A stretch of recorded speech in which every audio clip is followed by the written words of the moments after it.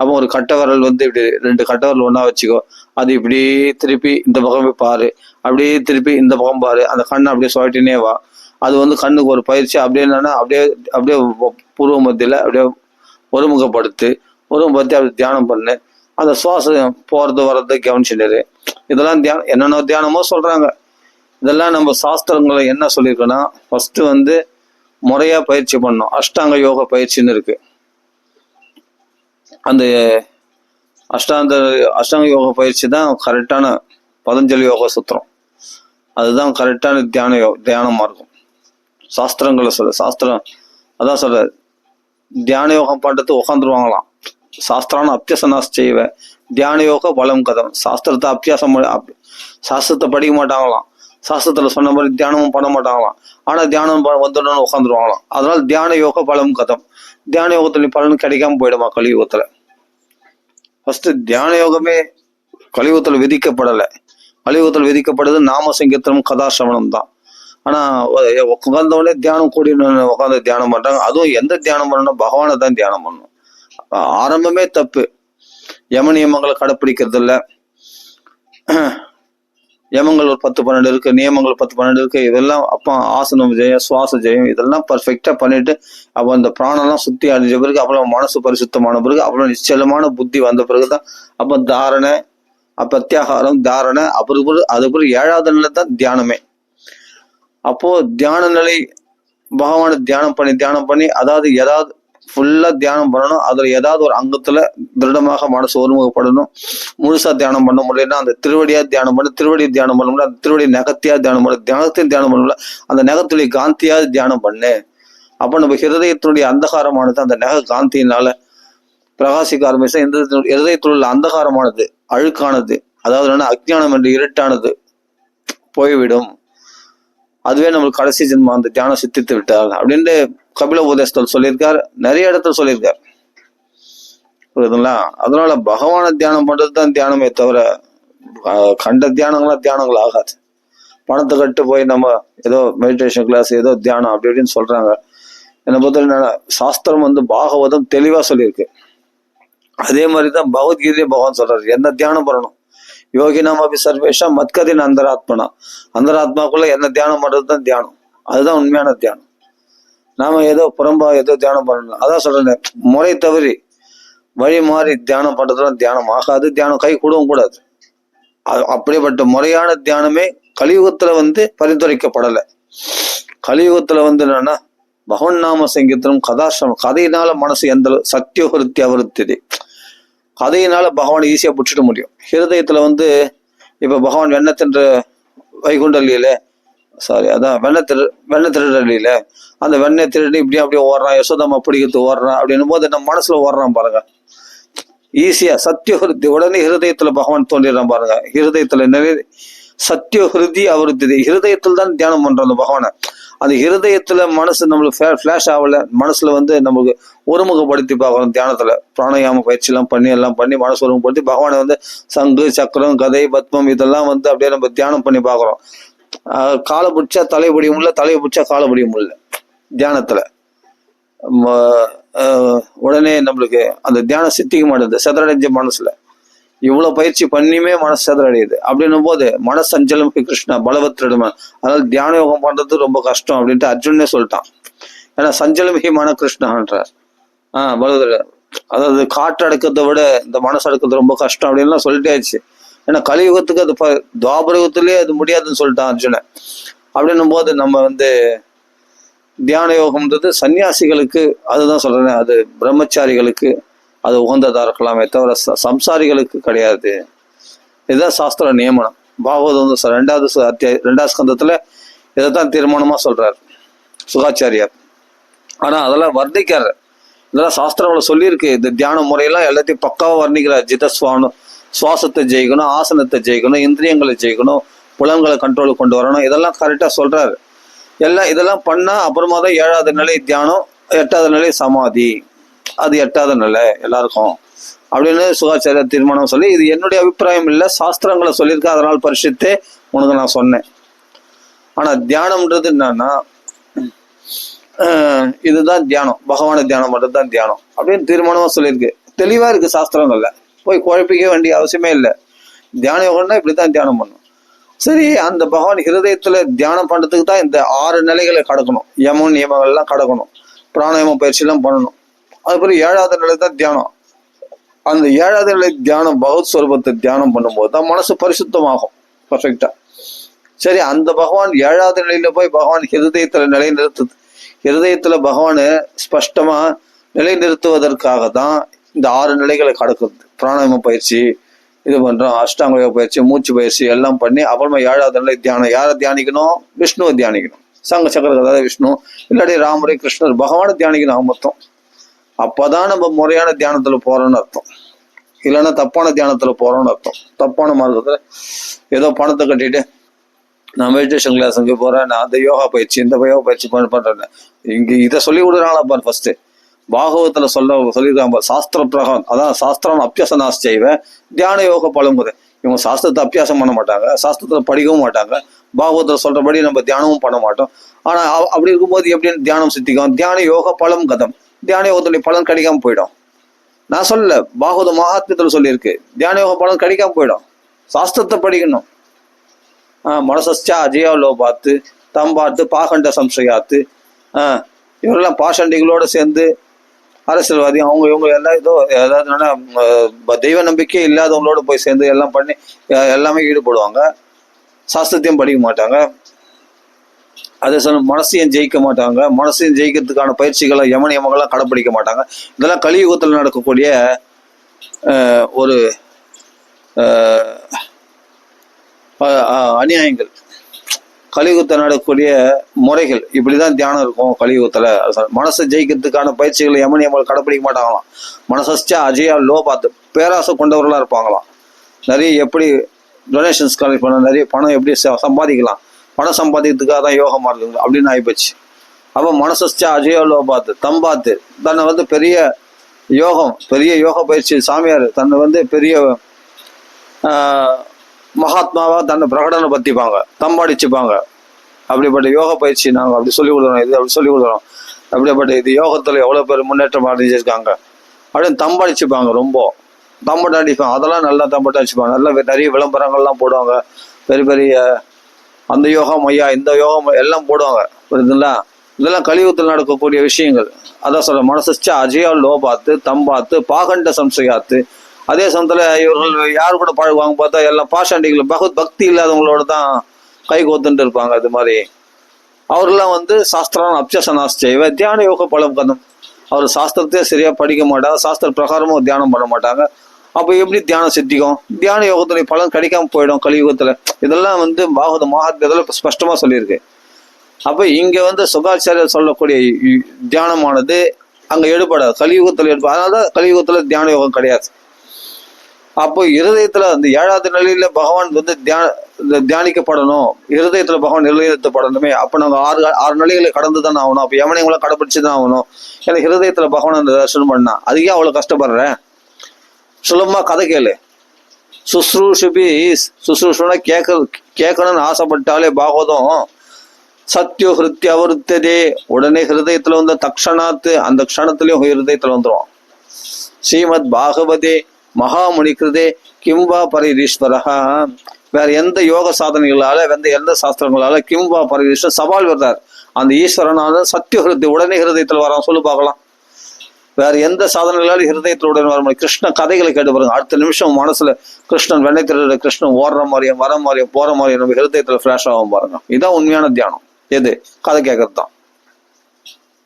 நீ திருவடியிலிருந்து அந்த மஞ்சள் பட்டாடை, இடுப்பு, வஸ்திரம், அப்புறம் நாபி, அப்புறம் மார்பு, அப்புறம் மகாலட்சுமி வாசம், அப்புறம் சதுர்புஜ சேவை, சங்கம், சக்கரம், கதை, பத்மம், கழுத்து, அப்புறம் முகலாவண்யம் அப்படின்னு சொல்லிட்டு சுருசான கேசங்கள், கிரீட குண்டலங்கள் இப்படின்னு தியானம் பண்றது என்னன்னா கொஞ்ச நேரம். அப்போ ஒரு டக்குனு மனசு நழுவிடும், வெளி விஷயங்கள்ல போவோம். அப்படியே ஸ்டன்னா தியானம் பண்ண முடியாது, நிறுத்தி. அதோட கதைகளை கேட்டு பாருங்க. உன் கிருஷ்ணனோட உன் மனசும் அப்படியே பறக்கும் பாரு கூடவே. அவன் ஓடுறதும் ஓடியாடுறதும், யசோதை படிக்கிறதுக்கு ஓடுறதும், வெண்ணை திருடுறதும், இது பண்றதும், அவன் நவநீத லீலை காட்டுறதும், அவன் வாயில உலகங்களை காட்டுறதும், கோபத்தில் உத்தாரணும். அப்படியே கிருஷ்ணன் மனசுல அப்படியே கண்ண முன்னா கிருஷ்ணன் தெரியாம போல இருதயத்துல. அப்போ தியான யோகத்தினால உட்காந்து நாரதருக்கு அந்த காலத்திலேயே நாரதருக்கு அவிவக்க கஷாயானம் துத்த சோகம் குயோகினம் அது அதுக்கான முயற்சிகள் தியான யோகத்துக்கு வந்து ரொம்ப கஷ்டம். அந்த யோக பயிற்சி வந்து அந்த யோக பயிற்சினால என்ன பிடிக்கணும்னு நினைச்சா பிடிக்க முடியாது, என்ன பிடிக்க முடியாது. பக்தினால என்ன பிடிச்சிடலாம். பக்தியாமாம் அபிஜானாதி, புரியுதுங்களா? நீ தியான யோகத்துல நீ முயற்சி பண்ணா அதுக்கு அவிபக்குவ கஷாயானம் துத்தோஷம் அப்படின்னு நாரதருக்கே சொல்லிட்டாரு பகவான் அசரீர்வாக்கம். எப்படி பக்குவம் இல்லாத ஆத்மாக்களும் என் தர்சனம் கிடைக்குது. ஏன்னா தியான யோகம் பண்ணா அதுக்கு கரெக்டான முயற்சி பண்ணி பக்குவமாகி மனசு பரிசுத்தமாகி அப்புறம் ஒருமுகப்படுத்தி அப்புறமா என்ன தியானிக்கிறது, என்ன தியானத்துல படிக்கிறது ரொம்ப கஷ்டம். அப்ப இப்ப ஒரு தடவை தர்சனம் கொடுத்தாரு நாரதருக்கு, அதுக்கு முன்னாடி ஒரு தர்சனம் அது. ஆனா உட்கார்ந்த உடனே பகவான் தெரிஞ்சார் ஃபர்ஸ்ட். அப்புறமா தான் தியான யோகத்திலே அப்படியே அதுலயே மூழ்கிக்கலாம்னு நினைச்சா உடனே ஒரு மூத்த காலம் தர்சனம் கொடுத்து டக்குன்னு பகவான் தன் ரூபத்தை மறைச்சிட்டாரு நாரதருக்கு. அப்போ ஃபர்ஸ்ட் உட்கார்ந்த உடனே பகவான் தெரிஞ்சாரு. எதுக்காகனா அது எதுக்காகனா மகான்களுக்கு போய் சத் சங்கத்தினால்தான் என்னை பிடிச்சிட முடியும். சத் சங்கத்துல போய் என்னுடைய கதைகளை கேட்டதுனால்தான் சத்திய ஹிருத்தி அவருத்தது. உடனே ஹிருதயத்துல நானு தோன்றினேன், உனக்கு தரிசனம் கொடுத்தேன். சத்திய ஹிருத்தி அவருத்ததே, சத்திய உடனே நான் ஹிருதயத்துல நான் காட்சி அளித்தேன். அது நாரதற்கு அது மாதிரி ஹிருதயத்துல காட்சி அளி சனை சனை ஹரிஹி, அந்த ஹரியானவர் சனை ஈ ஹரிஹி அப்படின்னு சொல்லிட்டு அந்த தியாயதா சரணாம் போஜம் பாவ நிர்ஜித சேதசா ஔத்கண்டிய அஸ்ரு கலாட்சிய ஹிருத்தியாசின்மே சனைர் ஹரிஹி. அது ஹிருதயத்துக்குள்ள பகவான் தோன்றினானா. சனை படிப்படியா அந்த திருவடி கமலங்கள், அந்த மஞ்சள் பட்டாடை, முழங்கால தொடை, அந்த திருவடி அந்த மஞ்சள் பட்டாடையோட அந்த இடுப்புல ஒட்டியானம், அதுக்கு பிறகு வந்து நாபி அப்படின்னு வக்ஷஸ்தலம், மகாலட்சுமியுடைய வாசம், சதுர்புஜ சேவை, சங்கம், சக்கர, பதை, பத்மகம், இந்த கௌஸ்துப ரத்னம் கழுத்துல, சங்கு போன்ற கழுத்து, அப்புறம் சுறுசுறான கேசம், முகலாவண்யம், வெள்ளுப்பு போன்ற நாசை, அவருடைய முல்லைப்பூ போன்ற பல்ல, கோவை பழம் போல அவருடைய உதடுகள், கதுகதுப்பான கன்னங்கள், சுறுசுறான கேசங்கள், மன்மதனுடைய வில்லோ போன்ற அவனுடைய புருவங்கள், தாமரை இதழ்கள் போன்ற நீண்ட திருவிழிகள், சந்திரன் போல அவருடைய நெற்றி, அழகான அரை சந்திரன் போல அந்த நெற்றி, வட்டமான நெற்றி, காதல வந்து மகர குண்டலங்கள், சுருஷான கேசங்கள், நவரத்ன கச்சிதமான ஸ்வர்ண கிரீடம், விசாலமான அலானம், ஊர்த்துவ புண்டம், கருணா கடாட்சம், காமனியமான காத்திரம், உன்னதமான நாசிகை அப்படின்னு சதுர்புஜ சேவை, சங்கம், சக்கரம், கதை, பத்மம், மகாலட்சுமி, ஸ்ரீவத்சம் மரு, மகாலட்சுமி வாசம், வனமாலை, முக்தாகாரம், வைஜெயந்தி மாலை, 5 வித சந்திரனால் பூசப்பட்ட திருமேனி, கார்மிகில் வண்ணம், குறுகி இடுப்பு, ரத்ன காஞ்சி, ஸ்வர்ண ஒட்டியானம் அப்படின்னு இதெல்லாம் மேகலை அப்படின்னு எல்லாம் வரும்.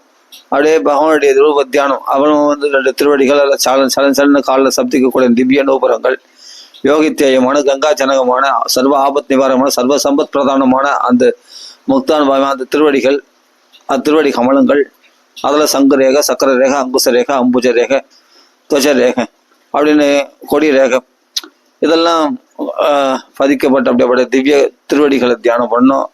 முத்தான நகங்கள், அதுல திவ்ய காந்தி பிரகாசிக்கிறது. அந்த காந்தி தியானம் பண்ணாவே நம்ம ஹிருதயத்துல உள்ள அந்தகாரம் அக்ஞானம் விருட்டு ஓடிப்படுமா.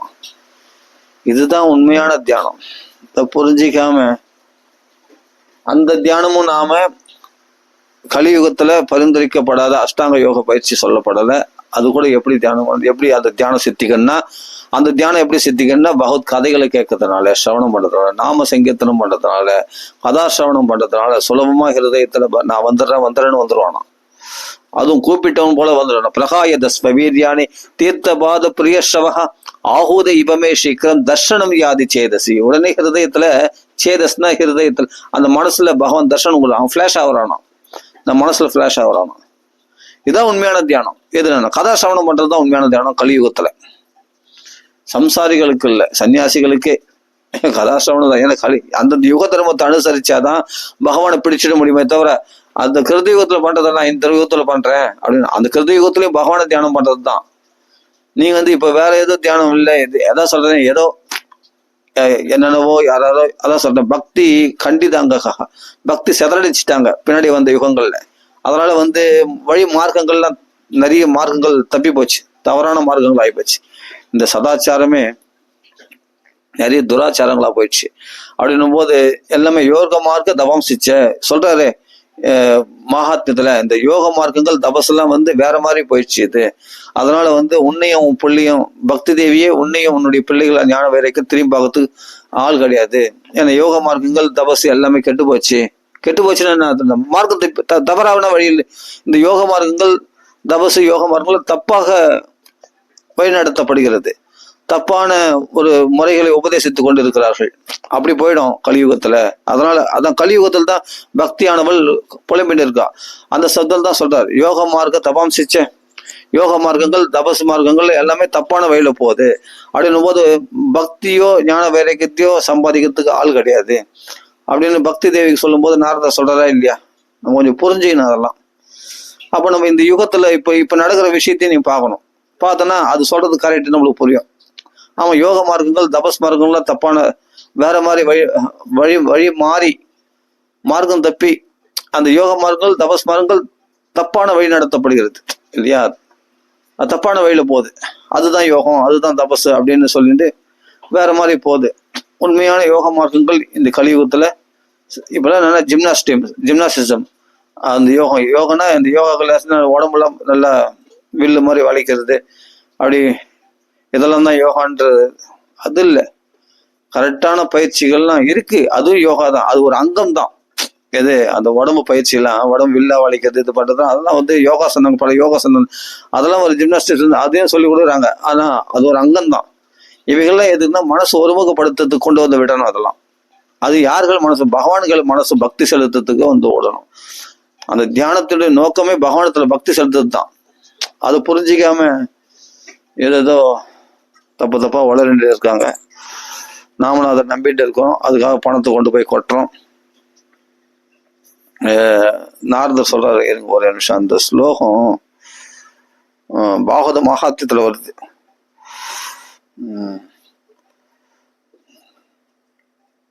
கலியுகத்துல வந்து தியான மார்க்கெல்லாம் கெட்டு போச்சு, யோக மார்க்க தபாம்சிச்சேன்.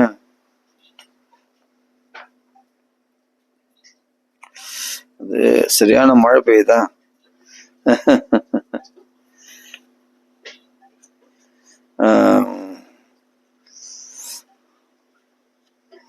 இந்த சொல்றாரு இப்பதான்,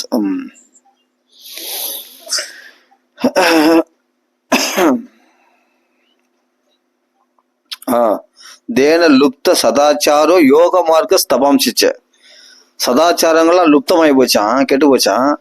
யோக மார்க்கங்கள் தபஸ் மார்க்கங்கள் எல்லாமே அதான் லுப்தமா, சதாச்சார பிரகாரம் இல்லாம துராச்சார பிரகாரமா இந்த யோக மார்க்கங்கள் தபஸ் மார்க்கங்கள் மாறி போய், அதுதான் வேறு விதமாக இதுதான் யோகம் இதுதான் தபஸ் அப்படின்னு வேறு விதமாக கற்பிக்கிறார்கள் அப்படின்னு ஆயிடுமா இந்த கலியுகத்துல? அப்படி ஆயிடுமா? அப்படி ஆயிடுச்சான்.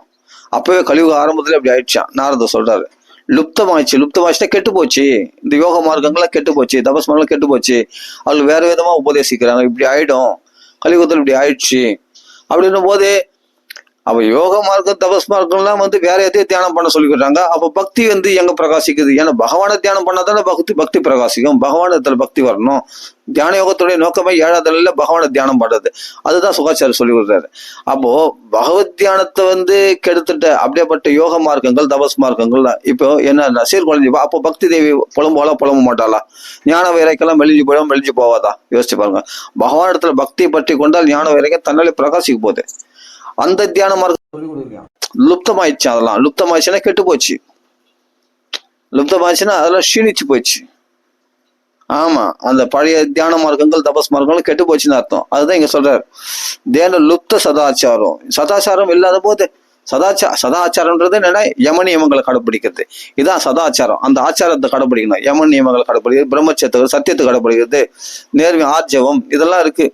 யமத்துல 10-12, நியமத்துல 10-12, பிராணாயாம பயிற்சி, பிரத்யாகாரம், தாரணை, அப்புறமா தியானம், எப்படி பிரத்யாகாரம் பண்ணணும், எப்படி தியானம் பண்ணணும், இதெல்லாம் வந்து புட்டு வச்சிருக்காரு கபில வாசுதேவர். நம்மளுக்கு பாகவதம் படிக்கணும், சாஸ்திரத்தையும் படிக்க மாட்டோம். சாஸ்திரம் அப்சனாஸ் செய்வர், தியான யோக பலம். அப்ப தியான பலம் எப்படி சித்திக்காது? நம்ம கொஞ்சம் சரியான ஒரு வழியில பகவானால் உபதேசிக்கப்பட பாகவத்தை பாருங்க. நம் தஸ்மாத் சாஸ்திரம் பிரமாணம் காரிய செய்யத்தக்கது என்ன செய்யத்தக்காது என்ன சாஸ்திரம் தான் பிரமாணம். நாமளா ஏதோ ஒண்ணு தியானம் பண்றேன்ட்டு உட்காந்துட கூடாது. நான் கருப்புள்ளே தியானம் பண்றேன், நான் மூச்சு பயிற்சி பண்றேன், நான் அதை பண்றேன் இதை பண்றேன், நான் தப்பா தான் போவோம்.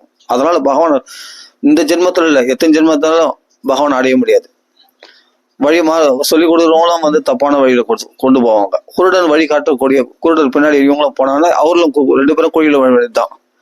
ஆமா, அதான் கோபீர் விஷதாம் தமிஷ்டம் அப்படின்ட்டு போக வேண்டியதுதான். அதனால தப்பான இந்த குருடர்கள் வழி காட்டக்கூடிய தப்பான தியான மார்க்கத்துல தபஸ் மார்க்கத்துல போனோம்னா நம்மளுக்கு பகவானை பிடிக்கவே முடியாது. ஏன்னா பாகவத்துல சொல்லியிருக்கு, இதுதான் பிரமாணம். நம்மளுக்கு பகவானை தியானம் பண்றதுதான் தியானம். அப்போ அந்த தியானமும் இந்த கலியுகத்துல பரிந்துரைக்கப்படலை. ஆமா, ஏன்னா தியான யோகன்றது கிருத யுகத்தினுடைய தர்மம். ஆனா கிருத யுகத்துல பகவானை தான் தியானம் பண்ணாங்க, அதனால புரிஞ்சுக்கணும். அப்போ அந்த யுகத்துல வந்து நம்ம இந்த யுகத்துல பண்ணோம்னா அதுவும் நம்ம இப்படி பண்ண முடியாது. அப்படின்னா நம்ம இந்த யுகத்துல பரிந்துரைக்கப்படுது நாம சங்கீர்த்தனம் தான், பகவத் கதாசிரவணம் தான். இந்த கதாசிரவணம் பண்ணா சத்தியஹிருத்தியா வருத்தது. நீ யமனியமங்கள்லாம் கடைப்பிடிக்க வேணாம், வெறுமனே கதாசிரவணம் பண்ணிட்டு இருந்தாவே ஹிருதயத்துல பகவான் நிலைநிறுத்தப்படுவான். Shortcut method. ஆனா இது கதையை கட்டுக்காதுன்றாங்களே. இந்த தியானம், இந்த 60 வழிபடுறேன், 60 பிரம்மஜோதியை வழிபடுறேன், நான் அந்த வழியில போறேன், பிரம்மஜோதி தான் எங்களுக்கு இறைவன், உருவம்லாம் சகுண பிரம்மன்லாம் கீர்த்தனமானது, நாங்களாம் நிர்குண நிஷ்டம், நாங்களாம் பிரம்மஜோதி தான் பெருசா நினைக்கிறேன்னா அதுதான் உண்மையை உயர்ந்த தெய்வம். இந்த கிருஷ்ணராமன்லாம் சும்மா அது உபாசனைக்கு ஆரம்ப நிலைக்காக, அதெல்லாம் படிகள் அதெல்லாம் அப்படின்னு இப்படிப்பட்ட முட்டாள்தனமா சொல்றாங்க. நம்ம என்னத்தை சொல்றது உங்களுக்கு சொல்லுங்க. பரபிரம்மமாகிய பகவான் தான் பூமியில, கிருஷ்ணஸ்து பகவான் ஸ்வயம், பகவானே இறைவனே பூமியில இறங்கி வந்திருக்கான். அந்த இறைவன் தான் கிருஷ்ண பரமாத்மா, அவன் தான் ராமன். அவன் அப்படியே சொல்ற பகவான் வைகுண்டத்தை இறங்கி வந்தான். அந்த பகவான் இறைவன் நம்ம ஸ்பஷ்டமா சாஸ்திரம் சொல்லுது, வால்மீகி சொல்றாரு, வியாசர் சொல்றாரு. அப்ப இவங்க வாக்கியங்களை நம்பிக்கை இல்லாம பகவத்கீதையை வந்து முழுசா படிக்கணும். ஏதோ அரைகுறையா படிச்சுட்டு இதுதான் தெய்வம் அதுல சொல்லியிருக்க அந்த அரு பிரம்மத்துக்கு சாதகமா சொல்லக்கூடிய ஸ்லோகத்தை மட்டும் எடுத்து நம்ம பிரம்மஜோதி அப்படின்ற அதை மட்டும் வச்சு பேசக்கூடாது. முழுசா லாஸ்ட்ல படிக்கணும். மாம் ஏகம், மாம்னா யாரு?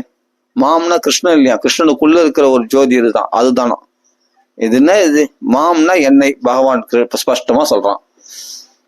சகுண பிரம்மமாகிய பகவான் தான். ஏகம் சரணம் பிரஜ அகம் தோ சொல்வப்பி மோட்சம், நான் தான் உனக்கு மோட்சம் கொடுக்க முடியும். உன் பாபத்தினால்தான் மோட்சம் அடையாம இருக்கிற, பாவம் போயிடுச்சுன்னா மோட்சம் கிடைக்க போகுது. சர்வ பாபம், இப்ப எல்லா பாபத்தையும் நான் போக்குறேன், போகணும் மோட்சம் ஈஸியா கிடைச்சிட்டு போகுது. அப்ப நமாசுச்சாக அந்த உண்டம்னா கவலை இல்லாத இடத்துல நீ இருப்ப, மோட்சத்தை அடைவ. இதான் விஷயம் ஸ்பஷ்டமா சொல்றாரு பகவான். அகம் தோ சர்வ பாபப்பிய மோட்ச ஈஷாமி மாசுச்சாக. என்னதான் தியானம் பண்ணணும். மாம் ஏகம் சரணம், என்ன ஒருத்தனை தான் நீ சரணாகதி அடையணும். என்ன ஒருத்தனை பிடிக்காம நீ 1000 வழிகள் போனாலும் மோட்சம் கிடையாது உனக்கு. ஏன்னா மோட்ச நாயகனே கைவல்ய பதையே நம்ம, மோட்சத்துக்கு நாயகனே நான் தான், மோட்சத்துக்கு அதிபதியே நான் தான், கிருஷ்ணன் தான். கிருஷ்ணன் இல்லாம உன்னால எப்படி மோட்சம் கிடைக்கும்? ராமன் இல்லாம எப்படி மோட்சம் கிடைக்கும்? சிவபெருமானே என்ன காதல ராமநாமா சொல்லித்தான் மோட்சம் அடைய வைக்கிறார். இப்ப பிரமாணமா இருக்கும்பொழுது சாஸ்திரங்கள், வியாசர் வால்மீகி வாக்குத்தல் நம்பிக்கை இல்லாம ஏதோ நான் பிரம்மஜோதி தியானம் பண்றேன், ஜோதி தியானம் பண்றேன், நான் இதுதான் உங்க இறைவன். அப்ப கிருஷ்ணராமன்லாம் யாருப்பா? அதெல்லாம் சும்மா உருவகப்படுத்துனது, சும்மா ஆரம்ப நிலைக்கு. அப்புறமா அது படிப்படியா அந்த உருவத்துல இருந்து நம்ம அருவத்துக்கு வந்துடணும் ஜோதி. இதெல்லாம் என்ன ஒரு முட்டாள்தனம் பாருங்க. அப்படிலாம் சாஸ்திரங்கள் எங்க சொல்லியிருக்கு கொஞ்சம் காமிங்க. பாகவத்துல சொல்லியிருக்கா, பகவத்கீதையில சொல்லியிருக்கா, ராமாயணத்துல சொல்லியிருக்கா, எங்க சொல்லியிருக்கு சொல்லுங்க. கடைசி வரைக்கும் ராமோ இது கலியுகத்துல பகவான் நாம வரல, நாமி வரல. அந்த நாமத்தை பிடிச்சிக்கோ, நாமிய உடனே நம்ம ஹிருதயத்துல தென்படுவான். அப்படிதான். சரி, ஒரு பிரம்மத்துல போய் பப்பாராமதாசர் என்ன பண்ணார்? அனைவருக்கும் ராமநாமத்தை ஜபிச்சார்.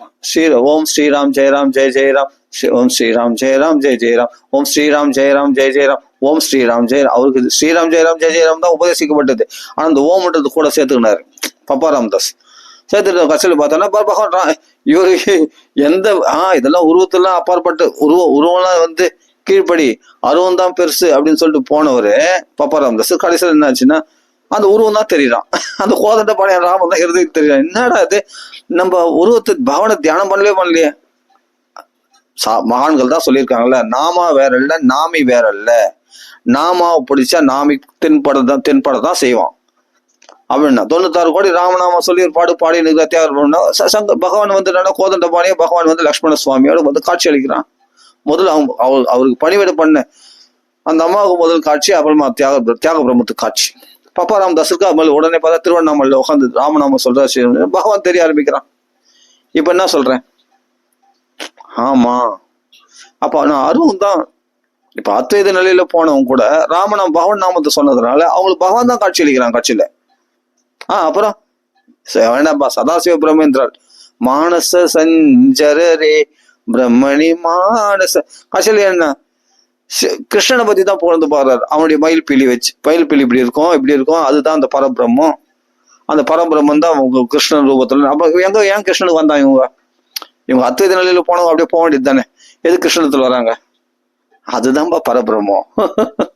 அதுதான் பரபிரம்மம், அது கிருஷ்ணன் தான் பரபிரம்மம், வேற யாரும் இல்லை. அப்போ அப்படியாப்பட்ட சுகாச்சாரிய பரிநிஷ்டிதோபி நிஷ்டையா இருந்தாராம் நிர்குண உபாசனையில. யாரு? சுகாச்சாரியர். கஷ்டம் என்னன்னா அது என்னவா அந்த ஆக்ஷிப்த மதிகி, என் புத்தியை அவன் அபகரிச்சிட்டான், கிருஷ்ணமலை பழியத்துக்கு போடுறாங்க. ஆமா, அவன் அழகுல நான் மயங்கிட்டேன், அவன் குணங்கள்ல மயங்கிட்டேன், அதனாலதான் இவ்வளவு பெரிய மகத ஆக்கியானம், இவ்வளவு பெரிய ஆக்கியான பாகவத்தை நான் எங்க அப்பாக்கள் நான் கத்துன்ட்டேன் அப்படின்ட்டு சுகாச்சாரியார் பரிசுத்துக்களை ஸ்பஷ்டமா ஒத்துக்கிறாரு. அப்படின்னும் போது நம்ம அதை புரிஞ்சுக்கணும். அதனால கடைசியில பகவான்னா பகவான் தான். அவன் உருவகப்படுத்தினவன் கிடையாது, சரித்திர புருஷன். அவன் சாரித்திரேன சோகயுக்தா, சரித்திரத்துல நடத்தி காட்டினவன் வாழ்க்கையில. நான் சொல்ல வால்மீகி, நாரதர் இவங்களாம் சொல்றாங்க சரித்திர புருஷர்கள், இவங்களாம் வாழ்ந்தவர்கள், நம்மளுக்கு வழிகாட்டினவர்கள். பகவானே பூமியில மனுஷர்களுக்கு நல்வழிப்படுத்தினவர்கள். ராமகிருஷ்ண அவதாரம்லாம் புரியுதுங்களா? பகவானே தான் அவதாரம்னா இறங்கி வந்தான், நம்ம மேல உள்ள கருணையினால இறங்கி வந்தான், மனுஷ ரூபத்துல இறங்கி நமக்கு எல்லா வழிகளும் காட்டுறார் அப்படின்னு புரிஞ்சுக்கணும். அதனால பகவத் நம்பிக்கை இல்லாதவர்கள் ஒரு விதத்தில் நாஸ்திகர்கள் தான். அப்போ அவர்கள் பண்ணக்கூடிய தியானம் எப்படி சித்திக்கும்? பகவான் எப்படி அடைய முடியும்? ஏதோ லைட்டா அவளுக்கு அந்த சித்தி அதெல்லாம் அதான் சொல்றேன்னு தவறான மார்க்கங்கள். அதான் லுப்த சதாச்சாரோ யோக மார்க்க தவாம் சிச்ச, எல்லாமே யோக மார்க்கம்லாம் கெட்டு போச்சு கலியுகத்துல. அதனால உண்மையான யோக தியானம்லாம் இப்ப சொல்லி கொடுக்குறது இல்லை. நிறையத்துல பார்த்தா ஏதோ அவங்களுக்கு என்ன மனசுல தோந்தோ அதெல்லாம் சொல்லி கொடுக்குறாங்க. இதுதான் உண்மையான தியான மார்க்கம். சாஸ்திரத்துல உங்களுக்கு தெரிஞ்சுக்கணும்னா பாகவத்துல தெரிஞ்சுக்கும், இல்ல பாகவத இடத்துல போ, அவங்க உண்மையான தியானம் என்ன சொல்லி கொடுக்குறாங்க. அது கூட கலியுகத்துல அது ரொம்ப அவ்வளவு கஷ்டப்பட வேண்டிய அவசியம் இல்லை. யம நியமங்கள் மூச்சு படிச்சுன்னு உட்காந்து அவசியமே இல்லை. கலியுகத்துல சொல்லும்போது பகவத் கதாசிரமணம் பண்ணாலே ஈஸியா பகவான் பிடிபட்டுருவான். அதுதான் சொல்ற, இது நான் பரிந்துரைக்கப்படல. சாஸ்திரங்கள் இந்த கிரமமுக்தி, சத்தியமுக்தி, இந்த தியான மார்க்கங்கள்லாம் சாஸ்திரத்தில் சொன்னதாலும் சொன்ன பரிசுத்தே. ஆனா நான் பரிந்துரைக்கிறதுல நம்ம முன்னோர்களாகிய நம்ம தாத்தா பிரம்மதேவர் அவரே 3 தடவை வேதங்களை புரட்டி பார்த்துட்டு சம்சாரத்தில் நுழைந்தவனுக்கு பக்தி மார்க்கம் தான், அது கதாசிரவணம் தான் அப்படின்னு தான் சொல்றாரு. ஏன்னா தியானலுப்த சதாச்சார யோக மார்க்க ஸ்தபம் சிச்சா, கலியுகத்துல எல்லாம் கெட்டு போச்சு. இதுதான். அதனால தப்பான வழியை சொல்லி கொடுக்க கூடாது. அப்ப 2வது ஸ்கந்தத்துல என்ன சொல்றாரு? பகவான் பிரம்ம காட்சியன, பகவான் ஆகிய பிரம்மதேவர் காட்சியன த்ரீர் அன்பீக்ஷ மனிஷையா தன் புத்தியில தீர்மானிக்கிறார். என்னன்னா 3 தடவை இந்த வேதங்களை 3 தடவை த்ரீர் அன்பீக்ஷிய மனிஷையா 3 தடவை அந்த வேதத்தை பற்றி நல்லா படிக்கிறார், நல்லா கிளியரா படிச்சு அப்போ இதனுடைய சாரம் என்ன அப்படின்ட்டு அதுல இருந்து எடுக்கிறாரு. என்னன்னா தத்தியவஸ்தியத்து கூடஸ்தோ ரதிராத்மன் எதோ பவேத்து. அப்போ பகவானத்தில் செலுத்தக்கூடிய அந்தரங்க பக்தி தான் கலியுகத்துல பரிந்துரைக்கப்பட்டிருக்கு, அதுதான் சிறந்தது. வேதத்துடைய தீர்மானமே பகவான் சர்வபூதேஷ லட்சித தஸ்மாத் சர்வாத்மா ராஜன் ஹரி சர்வத்திர சர்வதா சோதவிய கீர்த்திதவிய ஸ்மர்த்தவிய பகவான் ருணாம். அப்போ பகவான் யூகிக்கப்படுறதுனால இது பண்ணும்போதுனால பகவான் அடைய முடியாது. ஞான விசாரத்தினால நேத்தின்னு அது தெரிஞ்சுக்கலாம், அவ்வளவுதான். ஆனா ஸ்பஷ்டமா நம்ம அனுபவத்தை கொடுக்கறது என்னன்னா பக்தி யோகம் தான். பகவத் கதைகளை பத்தி பேசும்போது அதுதான் இங்க சொல்ற, அதுதான் இங்க பிரம்மதேவ தீர்மானிக்கிறார். சோதவியா கதைகளை கேட்கறது, கீர்த்தித விஷயம் புகழி பாடுவது, இல்லாட்டி பகவான் நாம சங்கீதம் பண்ணுறது, ஸ்மர்த்தவியா அவனையே தியானம் பண்றது பகவான் ருணாம். இந்த தியானம் எதனால சித்திக்குன்னா சோதவியா கதை கேட்கறதுனால தான் சித்திக்கும் அந்த தியானமானது அப்படின்றது இங்க ஸ்பஷ்டமா சொல்றாரு. இங்க தஸ்மாத் சர்வாத்மனா ராஜன்னு ஹரி சர்வத்திர சர்வதா, எந்த இடத்துலயும் எல்லா இடத்துலயும் பகவான் புகழை மட்டும் கேட்கறதையும் அவன் புகழை பாடுவதையும் அவன் நாம சங்கீதம் பண்றதையும் பண்ணிட்டு அதன் மூலமா தான் ஸ்மர்த்தவியம், எட்டவனே ஸ்மர்த்தவியம் சொல்ல பாருங்க. ஃபர்ஸ்ட் சிரவணம் தான், கதை கேட்கறது தான் சோதவியா. அப்புறமா தான் அதை நம்ம கேட்டது மட்டும் போத மற்றவங்களை நம்ம எடுத்து சொல்லணும். அப்போதான் நம்ம மனசுல ஒன்றும் கேட்டது நல்லா ஆழமா பதியும். அதை பத்தி நம்ம அதிகமா புகழ்ந்து பேசணும், அவனுடைய புகழை பாடணும். நம்ம புகழ பாடக்கூடாது, மற்றவங்க புகழ சாதாரண மனுஷனுடைய புகழ பாடக்கூடாது. பகவானுடைய சத்தியுத்தம ஸ்லோக குணானுவாதே, அவருடைய குணங்களை அனுவாதம் பண்ணி பேசணும். அப்படி பேசுறதுனால்தான் ஸ்மர்த்தவியோ, மனசுல நிலைநிறுத்தப்படுவான் பகவான். சத்தியஹிருத்திய அவர்த்ததே பகவான் நாம். இது பகவானை பத்தி தான் தியானிக்கணும் அப்படின்னு மனுஷர்களுக்கு விதிக்கப்பட்டது கலியுகத்துல அப்படின்ட்டு தீர்மானமா பிரம்மதேவர் சொல்றார். அப்போ அதுக்குதான் இப்ப பரிஷத்துக்கு கதை சொல்ல போறாரு. இனிமேல்ட்டு உனக்கு தியான உபதேசிக்க போறதில்ல, உனக்கு பாகவதம் தான் உபதேசிக்க போறேன் அப்படின்னு சுகாச்சாரியார் கதையை தொடங்குற. அதை தான் பிபந்தியே பகவத ஆத்மன சதாம் கதாமிருதம் ஸ்ரவண புடேஷ சம்பிரதம் புடந்திதே விஷய விதூஷிதாசயம் ரச்சந்தி சரண சரோரிகாந்திகம் அப்படின்னு சொல்லி பகவான் திருவடி கமலங்களை நீ அடைய போற, அடைஞ்சாச்சு. சரண சரோரி காந்திகம் நீ அடையத்துக்கான வழியை நான் சொல்லி கொடுறேன். என்னன்னா பகவானுடைய பிபந்திய பகவத ஆத்மன சதம். அப்ப ஆத்மனிஷ்டர்லாகி அது போல மகான் வாக்குல நான் கேட்டதை நான் உங்களுக்கு சொல்றேன். தன்னை ஆத்மனிஷ்டர் சொல்லிக்கல சுகாச்சாரியார், அது ஆத்மனிஷ்டர்லாக மகான் வாக்குல வியாசாச்சாரிய வாக்குல கேட்டதை நான் உங்களுக்கு சொல்றேன். இந்த பாகவதத்தை நீ மகாபுருஷன், நீ இந்த கதைகளை சிரவண புடேஷ காது நிறைய இந்த தொன்னையில பாகவதத்தை நிறைச்சிக்கோ. அப்போ உனக்குள்ள ஏதாவது அந்த கஷாயங்கள் இந்த ஜென்மா மீண்டும் மீண்டும் ஜென்மா எடுக்கிறதுக்கு காரணமா இருக்கக்கூடிய இந்த விஷமமாகிய இந்த உலக விஷயங்கள் கலங்கமாக்கப்பட்ட அந்த பாபங்கள் எல்லாம் தொடச்சி திறந்து புனந்திதே விஷய விதுர்ஷிதாசையும். அது பிறகு என்னன்னா பரிசுத்தே நீ மோட்சம் அடையறதுக்கான வழி இதுதான் அப்படின்னு சரண விரஜந்தி தச்சரண் பகவான் திருவடி கமலங்களை நீ அடைந்து விடுவாய் அப்படின்னு சுகாச்சாரியார் பரிசுத்துக்கு இங்க டைரக்டா சொல்றாரு. இதுதான் விஷயம், புரிஞ்சுக்கணும். அப்போ பிரம்மதேவரால் உபதேசிக்கப்பட்டதுனால பக்தி மார்க்கம் தான். அதுதான் இங்க சுகாச்சாரியர் சொல்றாரு. யாருக்கு சொல்றாரு? பரிசுத்துக்கு சொல்றாரு. பரிசுத்தர் இப்ப சொல்லி இருக்காரு இப்ப சுகாச்சாரியர். வேற யாருக்கு சொல்றாரு?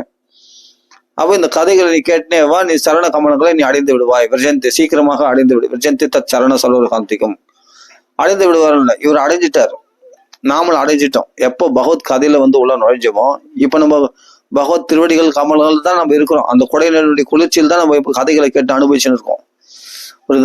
அடைய போறோம் இல்லை, அடைஞ்சாச்சு. அப்ப பரிசுத்து இப்ப ஏற்கனவே மோட்சம் அடையணும்னு அவசியம் இல்லை. இப்ப சுகாச்சாரியர் பார்த்த உடனே சுகாச்சாரிய வாக்குல அமிர்த கதையை கேட்க ஆரம்பிச்ச உடனே அவர் இப்ப வைகுண்டத்துல தான் இருக்கார். அதனாலதான் அவருக்கு பசித்தாக்கம் பாதிக்கப்படல. 5 நாள் பொறுத்து நம்ம அசப பரவ எனக்கு தண்ணி தாகம் கூட எனக்கு எடுக்க மாட்டேங்குது. 5 நாளைக்கு முன்னாடி பசி தாங்க முடியாம அப்ப நான் தேக பிரக்தியில் இருந்தேன். இப்ப நான் வைகுண்ட பிரக்தியில் இருக்கேன். அதான் வைகுண்ட வாசினுடைய அனுபவத்துல இருக்கேன். ஏன்னா கிருஷ்ண ஹரிகீர்த்தன தத்பராக, அதான் சதா வைகுண்ட நிலையா ஹரிகீர்த்தனை. அப்போ பகவானுடைய புகழை பாடிக்கொண்டு கீர்த்தி அவனுடைய புகழை பாடிக்கொண்டு அவங்களாம் வைகுண்ட வாசிகள் அவங்களாம். அப்போ வைகுண்டத்துல பசி தாகம் உண்டா? வைகுண்டத்துல கிடையாது. அப்போ பரிசுத்துக்கு பசி தாகம் அதனாலதான் பாதிக்கப்படல. ஏன்னா அவர் பூலோகத்துல உடம்புனா பூலோகத்துல இருந்தது தவிர மனசு வைகுண்டத்துல இருந்தது. ஏன்னா சுகாச்சாரிய வாக்குல பகவத் கதை கேட்கறதுனால அதனால பசி தாகத்தை ஜெயிச்சிட்டாரு அவரு இல்லையா? யாரு? பரிசுத்து. அப்போ வைகுண்ட அதான் சரண கமலங்கள் அடையணும் இல்லை, அடைஞ்சாச்சு. அடைஞ்சதுனால்தான் அந்த பசிதாகத்தை மறந்துட்டார். எதனால? பிபந்தியே பகவத ஆத்மன சதாம். இப்ப ஆத்மனிஷ்டா சுகாச்சாரிய வாக்குல பாகவதம் கேட்டதுனால புனந்திதே அந்த மனசு பரிசுத்தமாயிடுச்சு. தமோ விசிறியதேன்றாரு பின்னாடி யாரு? பரிசுத்து. என்னுடைய அஜ்ஞானம் எல்லாம் போயிட்டே இருக்கு, பறந்து போயிட்டே இருக்கு எனக்குள்ள. நீங்க சொல்லக்கூடிய கதையினால எனக்குள்ள இருக்கிற பட்டு பாசம் எல்லாம் விட்டு போச்சு. இராவதியை பத்தி நான் நினைக்கல, ஜனமேஜன் போன்ற 4 புத்திரர்கள் பத்தி நான் நினைக்கல. நாடு நாச்சு, நகரம் நாச்சு, மந்திரிகள்லாம் ஒழுங்கா பட்டம் கட்டினாங்களா ஜனமேஜராஜ, அதை பத்தி ஒரு நினைவு கூட வரலையே. என்னுடைய அக்ஞானம் அடியோட விலைக்கு போச்சு. மேலும் மேலும் கிருஷ்ண விஸ்தராத்து கிருஷ்ண கதை கேட்கணும் ஆசை உண்டாகுது உங்க முன்னாடி உட்காந்து உடனே. அப்படிப்பட்ட சுகாச்சாரியம் கிடைக்கணும். ஆத்மன சதம் அந்த ஆத்மனிஷ்டர்களாகிய மகான்கள் வாக்குல பாகவதம் கேட்கும் போது அவர்கள் எப்படி இந்த உலகத்தில் இருப்பாங்க? அவர்கள் வைகுண்ட வாசிகள் சரண அந்த திருவடி கமலங்களை கொண்டு போய் சேர்த்துருவாங்க. அப்படிப்பட்ட குருமார்கள், இப்படிப்பட்ட சிஷ்யர்ல பரிசுத்த அப்படி சேர்த்துட்டாராம். அப்போ மகான்களை ஆசிரிச்சிட்ட பிறகுதான் இந்த உலக சௌக்கியங்கள்லாம் பொய், இதெல்லாம் ஒண்ணுமே வேண்டாம், பகவத் தியானம் தான் முக்கியம். அந்த பகவத் தியானமும் அஷ்டாங்க யோகம் இல்லை, பகவத் கதாசிரவணம் பண்ணும் போதே சத்தியோ ஹிருத்திய அவருடைய ஹிருதயத்துல பகவான் நிலைநிறுத்தப்படுகின்றான். மனசுள்ள கஷாயங்கள்லாம் தொடச்செடுக்கப்படுகிறது, மனசு பரிசுத்தமாகிறது அப்படின்னு புரிஞ்சுட்டாராம் பரிசுத்த மகாராஜ். புரிஞ்சுக்கணும். அதனால பகவத் தியானத்துக்கு அந்த பகவானை தியானம் பண்றதுக்கு இடையூறா இருக்குது எதிரான வசதிகள் தான். வேலைக்கு நல்லா தோன்றது, தூங்குறது, ஆமா சொகுசு வாழ்க்கை வாழுறது, பணத்து மேல புத்தி போகுது, எல்லாம் நம்ம ஆப்போசிட்டா தான் செய்யறோம். எதை மேல ஆசை வைக்க கூடாது, எதை மேல ஆசை வச்சா பகவானை மறந்துடுவோமோ அதுதான் நம்ம ஃபர்ஸ்ட் செய்யறோம். அப்புறம் ஏப்பா வாழணும்னா எப்படியும் வாழக்கூடாதா சொல்லு. சத்யாம் ஷிதௌ கிம் கசிபோ பிரயாசிகி. நல்லா பெட்ல நல்லா ஏசி போட்டு தூங்கினாதானா?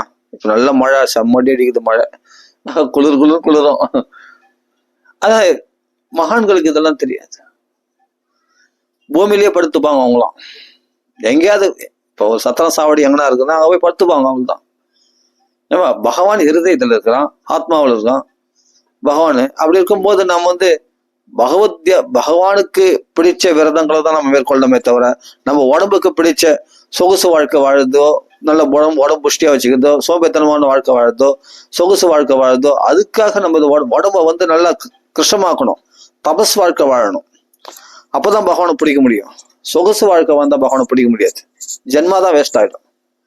நம்ம என்ன பண்றோம், எல்லாம் சொகுசு வாழ்க்கைக்கு தான் நம்ம தயார் பண்ணிக்கிறோம். நல்லா சம்பாதிக்கிறோம். சம்பாதிக்கும் போதே பணத்து மேல ஆசை வந்துடுச்சுனாவே பகவான் மேல எப்படி ஆசை வரும்? நீ பெட்ல தூங்கணும் தான் ஆசைப்படுவேன், ஏசி போட்டு தூங்கணும் தான் ஆசைப்படுவேன். அதான் சொல்ற, அதுக்கு வேண்டிதான் நீ பிரயாசம் பண்றது. கிம் பிரயாசம், எதுக்காக பிரயாசம் பண்ண? பணம் சம்பாதிக்கிறதுக்கா? எதுக்காக? நல்லா கட்டில நல்லா சொகுசான வாழ்க்கைன்னு அழகான மனைவியோட சந்தோஷமா தூங்குறதுக்கு தான் ஆசைப்படுறோம். ஒரு கைய பாருங்க, இந்த கையை மடிச்சு வச்சாவே தலைகாணி ஆயிப்போச்சு. அப்படியே படுத்துக்கலாம்.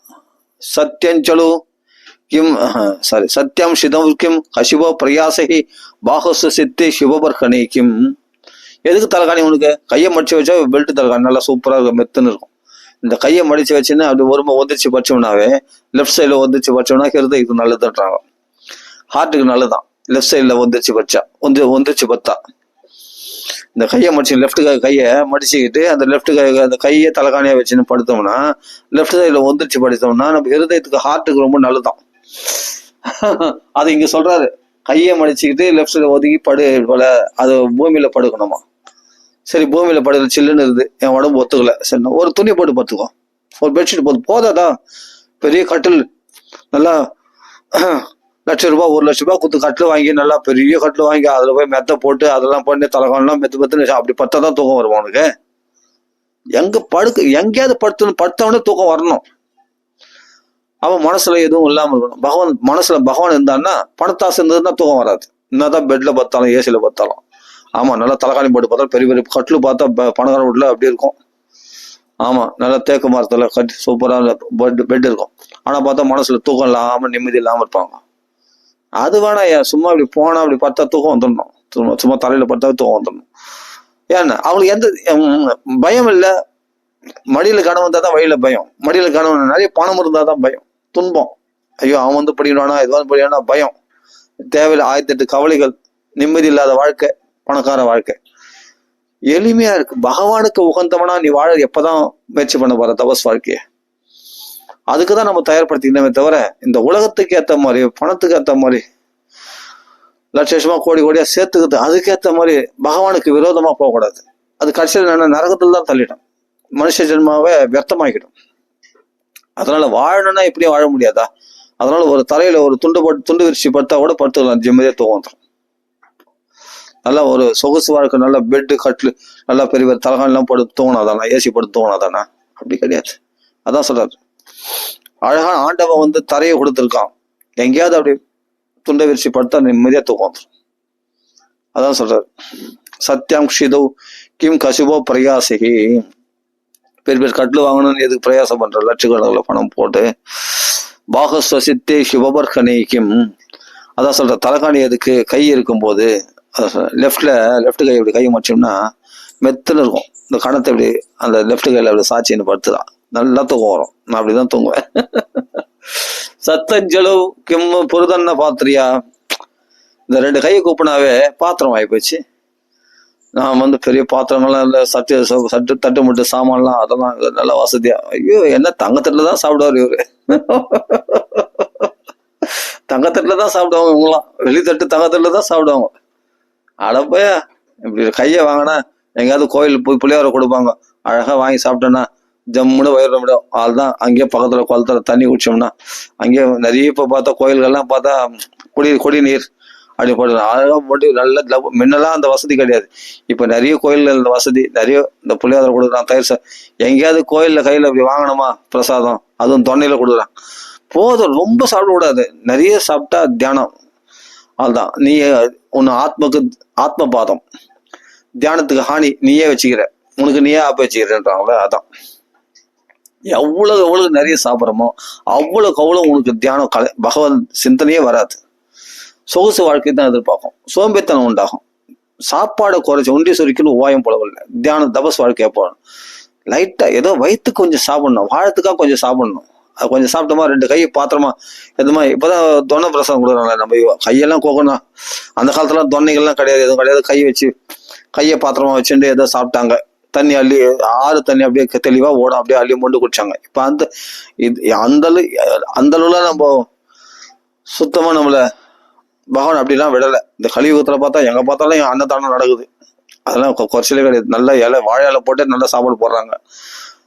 அங்கங்க டம்ளர் வந்து நல்லா சங்கிலி போட்டு டம்ளர் கட்டி வச்சுறாங்க. அழகா தண்ணி, குடிநீர், சூப்பரான குடிநீர், நல்ல மினரல் வாட்டர் கிடைக்குது. எங்கேயாவது அவ்வளவு வசதிகள் இருக்கு. இன்னைக்கு பார்த்தா இந்த சென்னையிலே பார்த்தா எல்லா ஊர்லயும் நிறைய இருக்குது. இப்போ அன்னதானம் இருக்கு, தண்ணி வசதிலாம் ஒன்றும் குறைச்சல் கிடையாது. மினரல் வாட்டரா கொடுக்குறான். எங்க பார்த்தா தண்ணீர் பந்தங்கள்லாம் இருக்குது. அந்த காலத்துல சொல்றேன், அந்த காலத்துல. அதனால வந்து கையை சேர்த்தா 2 கையை சேர்த்தால பாத்திரம் ஆகி போச்சு. பாத்திரத்துக்கு தனியா நீ பிரயாசம் பண்ணணும்னு அவசியம் இல்லை. அப்போ வாழணும் அப்படின்னா சாப்பாடுக்கு வழி எல்லாம் கிடைச்சிட்டு பகவான் கொடுத்துருக்கார், எங்கேயாவது வாழ்ந்துடலாம். அதே சமயத்துல தண்ணி குடினா நம்மளுக்கு தண்ணீர் அங்க நிறைய தண்ணி இருக்கு, குடிநீர் இலவசமா. நல்லா கோயில்ல போனா எல்லா கோயில்களும் இப்ப தண்ணீர் இல்லாம வசதி இல்லாம கிடையாது. எல்லா கோயில்களும் அன்னதானம் உண்டு. ஏதாவது பிரசாதம், தொன்னை பிரசாதமா கொடுப்பாங்க. ஒரு சக்கரை பொங்கலா அது தத்தியானம் கொடுத்து சாப்பிட்டு நிம்மதியா இரு. அவ்வளவுதான், அது போதும். ரொம்ப சாப்பிடாத, அதான் கரெக்ட். அந்த தொன்னையில கொடுக்குறாங்க பிரசாதம், அவ்வளவுதான் சாப்பிடணும். அது மேல சாப்பிடாது. அது சாப்பிட்டோன்னா அதை ஃபுல்லா கொடுத்தாங்கன்னா சாப்பிட்டோமா, நிம்மதியா அழகா உட்காந்தோமா, பகவத் கதைகளை பத்தி பாகவத பாராயணம் பண்ணோமா, சூப்பரா அப்படியே கிருஷ்ண கதைகளை கேட்டோமா, ஆனந்தமா இருந்துட்டோமா, அவ்வளவுதான். ஏன்னா அடுத்து ஒன்றும் இல்லைங்க, ஒரு வேஷ்டி, ஒரு குத்தா எக்ஸ்ட்ரா மாத்திக்கிறதுக்கு இன்னும் 2 வச்சுக்கோ, 2 செட்டு கூட எக்ஸ்ட்ரா வச்சுக்கோ. பயில அழகா போனோம், கோயிலெல்லாம் போனோமா, இது பண்ணோமா, நல்லா சாப்பிட்டோமா, திருப்தியா ஏதோ தொன்னை பிரசம் போதும். அது இது பண்ணிட்டோம்னா மறுநாள். ஆனா சாப்பாடுலாம் நிறைய கிடக்குது. எங்க போனாலும் சத்திரம், சாவடி, நிறைய அன்னதானங்கள்லாம் நிறைய இருக்கு. இப்போ கோயிலெல்லாம் போதான். அந்த காலத்துல சொல்ற மாதிரிலாம் கிடையாது. கையை பாத்திரமா வச்சுன்னு அவசியம் கிடையாது. எல்லாம் வாழையில போட்டு நல்லா சாப்பாடு போடுறாங்க. எப்படி இருந்தாலும் வாழ்ந்துடலாம் சொல்ல. நான் வந்து இதுக்காக லட்சமா சம்பாதிச்சு நான் சொகுசு வாழ்க்கை எனக்கு கௌரவம் பாதிக்கப்படும், நான் கோயில்ல போய் கோயில் பிள்ளையார சாப்பிட்டா, கோயில் சாப்பிட்டா அப்படின்னு சொன்னா, நீ சொகுசான வாழ்க்கை வாழணும் அப்படின்னு சொன்னா என்னன்னா பகவத் பக்தி கெட்டுப்படும். ஏன்னா இல்லறமானது, கிரகம்ன்றது அந்த கோபம் தான்.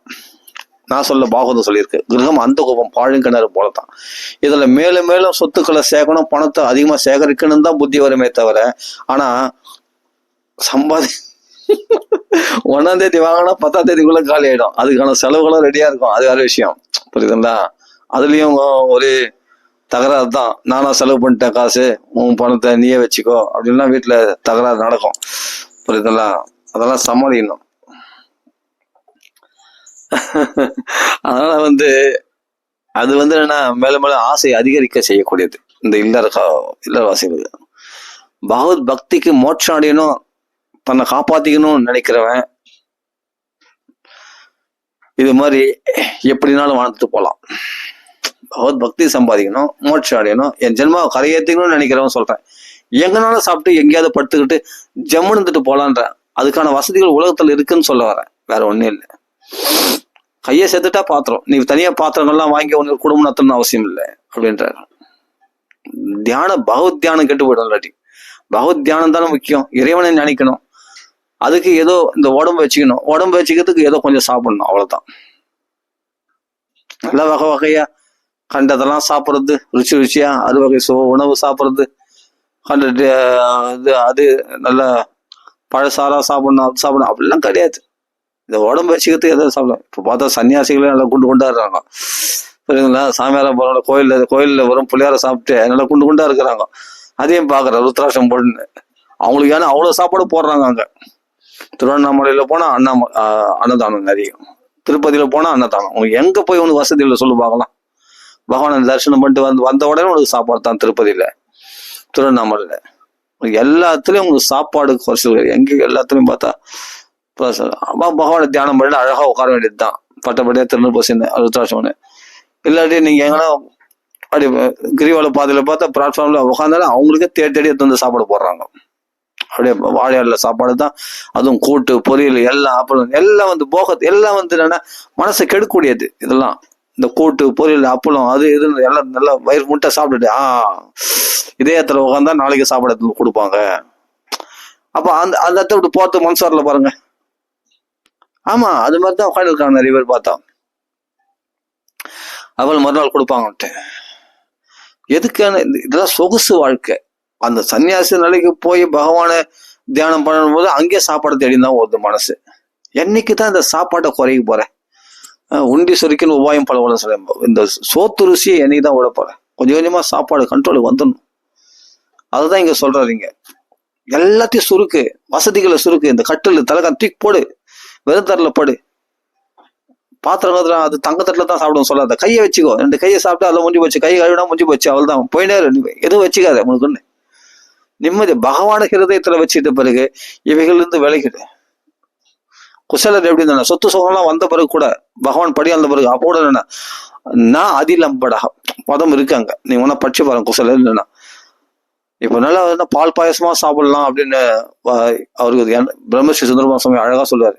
இப்பதான் நல்ல வசதி வந்துச்சு, நிறைய பால் பாயசம் சொம்பு சொம்பா பால் பாயசம் சாப்பிடலாம். அப்படி வரலையா? அந்த ஒரு கரண்டி பால் பாயசம் அவ்வளவுதான். ஏதோ வயிற்றுக்கு ஜீவிக்கிறதுக்கு கொஞ்சம் உணவு தேவை, அவ்வளவுதான். சாப்பிடறதுக்குன்னே வாழக்கூடாது, வாழறதுக்காக கொஞ்சம் சாப்பிடணும், அவ்வளவுதான். அப்படிதான் இருக்கணும் எளிமையான வாழ்க்கை. ஏன்னா நோக்கம் வந்து நான் தோன்றது கிடையாது, தூங்குறது கிடையாது, சொகுசு வாழ்க்கை கிடையாது. பகவான் அடையிறது தான் நோக்கமா இருக்கணும். பகவான் அடையத்தை மட்டுமே நோக்கமா கொண்டவர்களுக்கு அவங்களுக்கு தர போதும், படுக்கிறதுக்கு அவங்க கை போதும், தலைக்காணி தேவையில்லை, கை போதும் அவங்களுக்கு. பகவானை அடையணும்னு கோல் வச்சிருக்கிறவங்களுக்கு, பகவானே லட்சியமா நினைக்கிறவங்களுக்கு இந்த வசதிகள் போதும்.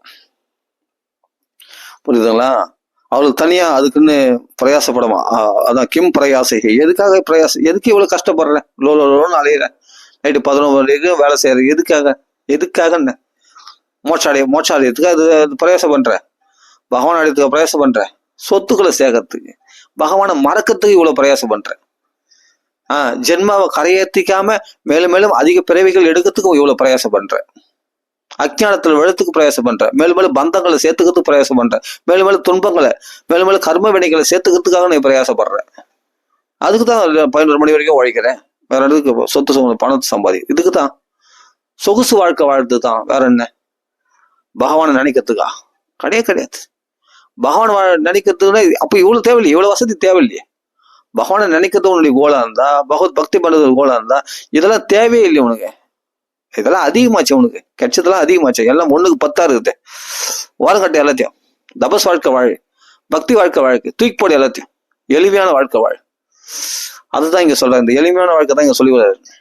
சத்தியஞ்சொலுக்கும் பொருதன்ன பாத்திரியா திக்பல்களாதோ அதிகம் சதிகம் துகுலகி. திக்கே வைராக்கியம் அடைந்தவர்களுக்கு, இந்த தேகமான விட்டவர்களுக்கு திக்கே அம்புறதும். ஆனா அது ரொம்ப கஷ்டம். சரி, ஓகே. அப்ப சீராணி கிம் பதின சந்தி திசந்தி பிக்ஷாம். அப்ப வழியில கிழிந்த துணிகள் இல்லை, சீராணி வழியில கிழிந்த துணிகள். கிழிந்த துணிலாம் இல்லைங்க. இப்ப கவர்மெண்டே வந்து என்னன்னா புடவை வேஷ்டி எல்லாம் கொடுக்குது. ஒரு வேஷ்டி போதும், 2-3 வேஷ்டி எக்ஸ்ட்ரா வச்சுக்கோ, அவ்வளவுதானே. அது யாருக்கு இன்னைக்கு அந்த அத்தியாவசிய தேவைக்கெல்லாம் யாரும் குறைச்சலே கிடையாதுங்க. சாப்பாடுக்கு குறைச்சல் கிடையாது, வேஸ்ட் இந்த துணிமணிகள்லாம் குறைச்சல் கிடையாது. நம்ம அதுக்கு மேல ஆடம்பர தேவைகளுக்காக முயற்சி பண்ற மாதிரி, அதுதான் வேணாம்னு சொல்றாங்க நம்ம சாஸ்திரங்கள். அப்படி அதாவது இந்த அத்தியாவசிய தேவைகள்லாம் இன்னைக்கு எந்த ஒரு குறைச்சல், அந்த அத்தியாவசிய தேவை கூட குறைச்சல இருந்தாலும் உன்னால் வாழ முடியும். எப்படி கவர்மெண்ட் உனக்கு அந்த அத்தியாவசிய தேவைகள் நிறைவேற்றலாம் கூட, இந்த உலகம் வந்து உனக்கு இயற்கையானது உனக்கு அத்தியாவசிய தேவைகளை நிறைவேற்றி கொடுக்குது. எப்படி இந்த இயற்கையே உனக்கு அத்தியாவசிய தேவைகள் நிறைவேற்றி கொடுக்குதுன்றதுக்கு சுகாச்சாரியா சொல்றார். பகவான் உனக்கு இயற்கையாவே உனக்கு வந்து அத்தியாவசிய தேவைகள் நிறைவேற்றி கொடுக்குறான். ஏன்னா சாப்பாடு இல்லைன்னா எவ்வளவு மரங்கள் பழம் பழுத்து காய்ச்சி தொங்குது, போய் அள்ளி சாப்பிட்டா அதுதான் வயிறு நிரம்பிடுது. பழங்களை சாப்பிட்டா. நான் சொல்ல புரியுதுங்களா? இந்த மனுஷர்களை நம்பி, இந்த உலகத்தை நம்பி, கவர்மெண்ட்டை நம்புறேன், நான் மனுஷனை நம்புறேன், நான் இந்த வசதிகள் நம்புறேன், இந்த பணக்காரன் நம்புறேன், இந்த மனைவி நம்புறேன், மனைவி கணவன் இது போல இவங்கள நம்புறேன், அவங்கள நம்புறேன், அப்பா அம்மா சொத்தை நம்புறேன், இந்த என் வீடுகள் நம்புறேன், என் சொத்து சுகங்களை நம்புறேன், என் பணத்தை நம்புறேன், என் சம்பாத்தியத்தை நம்புறேன் அப்படின்ட்டு இதெல்லாம் நம்பியிருக்க வேண்டிய அவசியம் இல்லை. இந்த இயற்கையே நமக்கு வசதிகளை ஏற்படுத்தி கொடுத்துருக்கு. அதைத்தான் இங்க சுகாச்சாரிய சுட்டி காட்டுறாரு. தரைகள் இருக்கு, எங்க போனாலும் படுத்துக்கலாம். அப்பெல்லாம் வந்து என்னன்னா ரொம்ப பில்டிங்லாம் இல்லாத காலம், அதனால தரைகள் அங்கே தரையா இருக்கும், எங்க வேணா படுத்துக்கலாம். நல்லா சுத்தமான தரைகளும் எல்லாத்துலயும் இருக்கும், நல்லா புல் தரை இருக்கும், படுத்துக்கலாம், மெத்துன்னு இருக்கும்.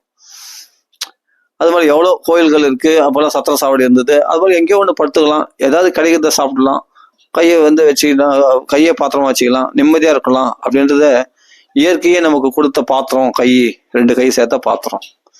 புரியுதுங்களா? இதெல்லாம் வந்து என்னன்னா இயற்கை வளங்களாலேயே பகவானால் கொடுக்கப்பட்ட அனுகூலமான இந்த இயற்கையே வந்து நமக்கு எல்லா வசதிகளும் கொடுத்துருக்குன்னுக்காக சொல்ல வர்றாரு.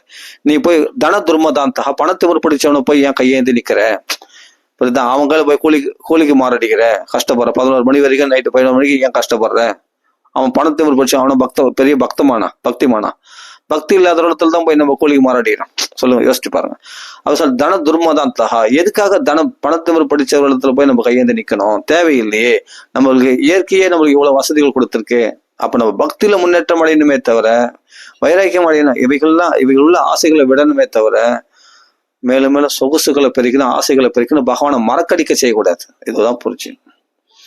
அதுதான் சொல்றாரு, சீராணி கிம்பதின சந்தி திசந்தி பிக்ஷாம். அப்படிப்பட்ட நைவாங்கிரிபா பரப்பிரதா சரிதோ அப்பியசுஷ்யன்னு தண்ணி கிடைக்கல. இப்ப எல்லாத்துலயும் எங்க போனாலும் தண்ணி கிடையாது, குடிக்க தண்ணி, அதுவும் மினரல் வாட்டராகவே கொடுக்குறாங்க, ஃப்ரீயா தண்ணி. அங்க தண்ணீர் பந்தல் நிறைய இருக்கு. கோயில்களில் போனா, எல்லாத்துலயும் போனா, எவ்வளவோ இடத்துல போய் கிடைக்குது. இப்போ பஸ் ஸ்டாண்ட்ல போனா, எங்க போனாலும் தண்ணி எல்லாம் நிறைய இருக்கு. இன்னைக்கு காலகட்டத்துல எதுக்கும் குறைச்சல் கிடையாது. ஆனா அந்த இலவசமா நிறைய கிடைக்குது. அது இலவசமா கிடைக்கிறதே நம்ம பயன்படுத்தக்கூடாது. ஏன்னா அதுவும் சொகுசு வாழ்க்கை தான். இலவசமா கிடைக்குது, அங்கங்க தண்ணி கிடைக்குது, ஃப்ரீயா சாப்பாடு கிடைக்குது, அங்க சத்திர சாப்பாடுல, இப்போ கோயில்கள்ல மடங்கள்ல நிறைய சாப்பாடு, ஃப்ரீ சாப்பாடுலாம் நிறைய கிடைக்குது. ஃப்ரீ சாப்பாடுலாம் ஃப்ரீயா சாப்பாடு போட்டாங்க, எல்லா கோயிலும் போடுறாங்க சாப்பாடு. இன்னைக்கு எல்லா கோயிலும் தண்ணி நிறைய இருக்கு, தண்ணிக்கு பஞ்சம், சாப்பாடு பஞ்சம். அதுவும் கூட்டு பொரியலோட எல்லாம் நல்லா ஃபர்ஸ்ட் கிளாஸான டின்னர் தான். புரியுதுங்களா? நல்ல ஒரு லஞ்சு தான், சாப்பிடலாம் எங்க போனாலும். அது வேற என்னன்னா அடுத்த வேலைக்கு வேற எடுத்து வச்சுக்கிறாங்க டிஃபன் பாக்ஸ்ல வச்சுன்னு. சில சாமியார், சில பேர் வந்து அந்த அன்னதானம் சாப்பிட்றவங்க எங்க அங்க போனா வேலைக்கு போறாங்க, அப்ப இலவசம் சாப்பாடு கிடைக்குதுன்னு சொல்லிட்டு அந்த வேலை செய்யறவங்களே வந்து என்னன்னா சம்பாதிக்கிறவங்களே சரி உடனே இந்த இலவச சாப்பாடு மத்தியானம் வேணா வந்துடுறாங்க, வந்து சாப்பிட்றாங்க. இந்த சென்னையிலே நிறைய இடத்துல நடக்குது, தெரியும், நிறைய இடத்துல நடக்குது இந்த அன்னதானம்லாம். அப்போ இதெல்லாம் சாய்பாபா கோயில்ல நடக்குது. மயிலாப்பூர்ல போனா நல்ல சாப்பாடு, சாய்பாபா நிறைய சாய்பாபா கோயில்ல சாப்பாடு இருக்குது, எக்கச்சக்கமா இருக்குது. அதனால அது கூட சொகுசு தான். நல்லா சாப்பிட்றதுதான் பாக்குறதே தவிர பகவத் தியானத்தை கோட்டை விட்டுறே. சாப்பாடு சாப்பிட்டா பகவத் தியானம் போயிடும்.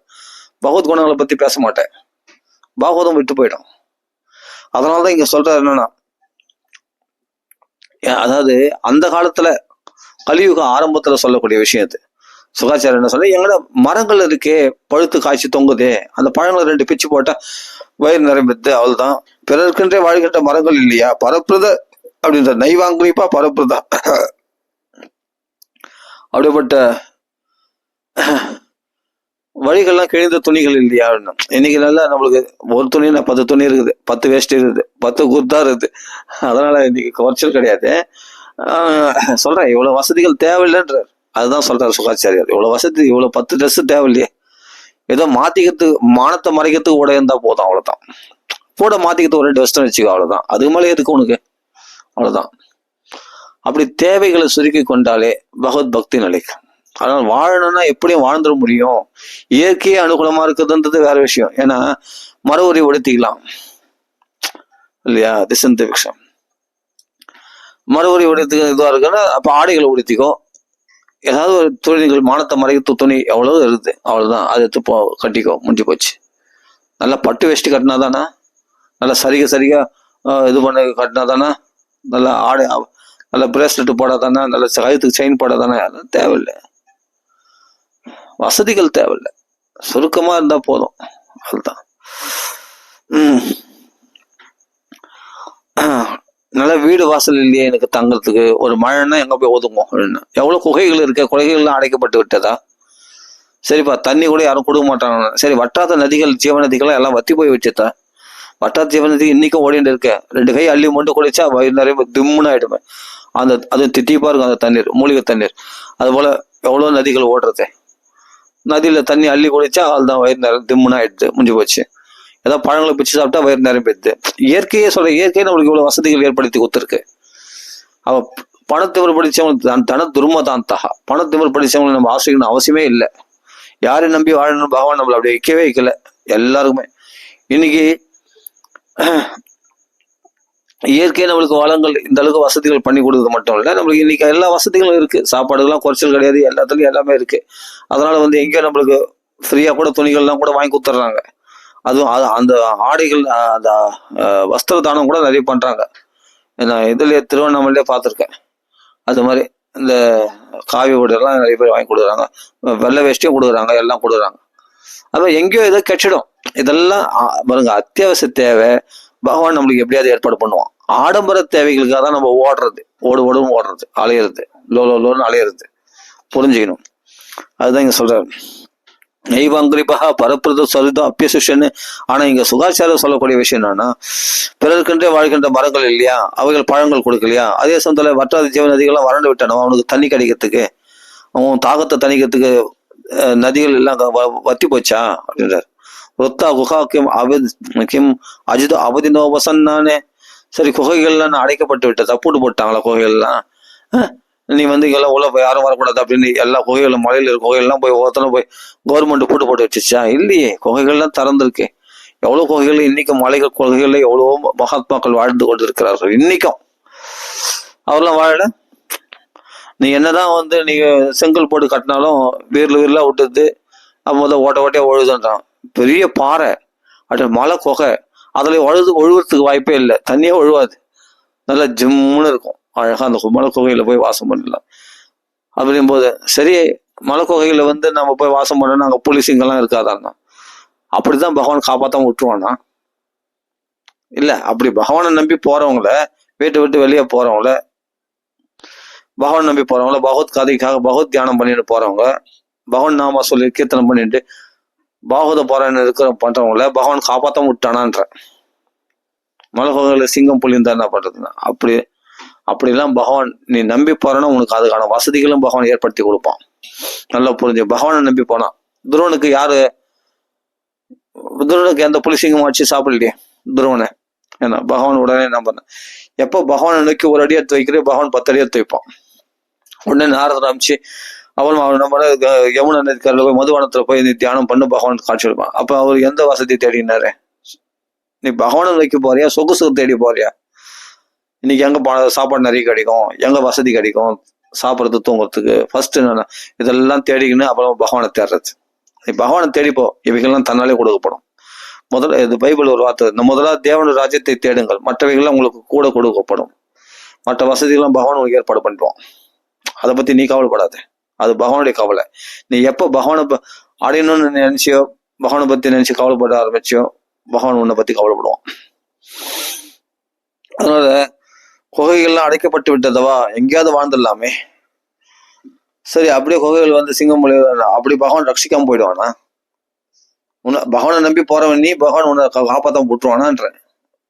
அப்புறம் அந்த நம்பிக்கையோட போறவன் தான் பகவானை நோக்கி போக முடியும். பகவான் நிச்சயமா அந்த பக்தர்களை கைவிட்டதே கிடையாது. அஜித் அவதி நோபசன்னானே, அதாவது மாதவேந்திரபுரி சன்னியாசி, அவர் என்னடா, அது அந்த சன்னியாசத்துல 2 விதம் இருக்கு. தானா கிடைச்சது சாப்பிட்றது, இல்ல அங்க பிச்சை கேட்டு யாசகம் கேட்டு கிடைக்கிறது சாப்பிட்றது. பிச்சை கேட்கறது கௌரவ குறைச்சல் நினைக்காதீங்க. பிச்சை கேட்கறது நம்ம ஆணவத்தை அடியோடு அந்த ஆணவத்துடைய மண்டையிலே அடிக்கிறது. பிக்ஷை கேட்கறதுன்றது ஒரு கௌரவ குறைச்சல், அதுதான் நம்மளுக்கு வினயத்தை உண்டாக்கக்கூடியது. பகவானை அடையறதுக்கான பிக்ஷ மார்க்கம் ரொம்ப விசேஷம். பெரிய பெரிய மகாத்மாக்களே, பெரிய ராஜாக்களே பிச்சை எடுக்க சொல்லுவாங்க குருகுலத்துல. ராமச்சந்திரமூர்த்தி லக்ஷ்மண சுவாமி கூட வசிஷ்டர் குருகுலத்துல இருக்கும்போது பிக்ஷை எடுத்தாங்க. அவங்களாம் பிக்ஷை எடுக்கணும். பிக்ஷை எடுக்கிறதுன்றதுனால கௌரவ குறைச்சல்ல நம்ம ஆணவத்தை அடியோடு அழிக்கிறது. அது நான் பிச்சைக்காரன் தான் அப்படின்னு தன்னை தியான நிலையில வச்சுக்கிறது. அது வினயத்தை உண்டாக்கக்கூடிய விஷயம் அது. அதனால பிக்ஷை எடுக்கிறது கௌரவ குறைச்சல் கிடையாது. பிக்ஷை எடுக்கணும். வாழ்நாள்ல ஒரு தடவை நம்ம பிக்ஷை எடுக்கணும். அந்த பிக்ஷை எடுத்து நம்ம சாப்பிடணும். அதனால என்ன பண்ற, இந்த மாதவேந்திரபுரி அவர் என்னன்னா பிக்ஷை எடுத்து சாப்பிட்றது கிடையாது. அந்த விரதம் இல்லை. அதாவது மலைப்பாம்பு விரதம். மலைப்பாம்பு எப்படின்னா தானா கிடைச்சா ஒரு மானாட்சி, ஒரு நாள் முயல் கிடைக்கும், ஒரு நாள் பெருசா மானா கிடைக்கும், இல்ல ஒரு நாள் ஒண்ணுமே கிடைக்காது. ஆனால் அந்த மலைப்பாம்பு நம்மளும் கம்முன்னு படுத்திருக்கோம். அது உணவுக்காக பிரயாசப்படாது.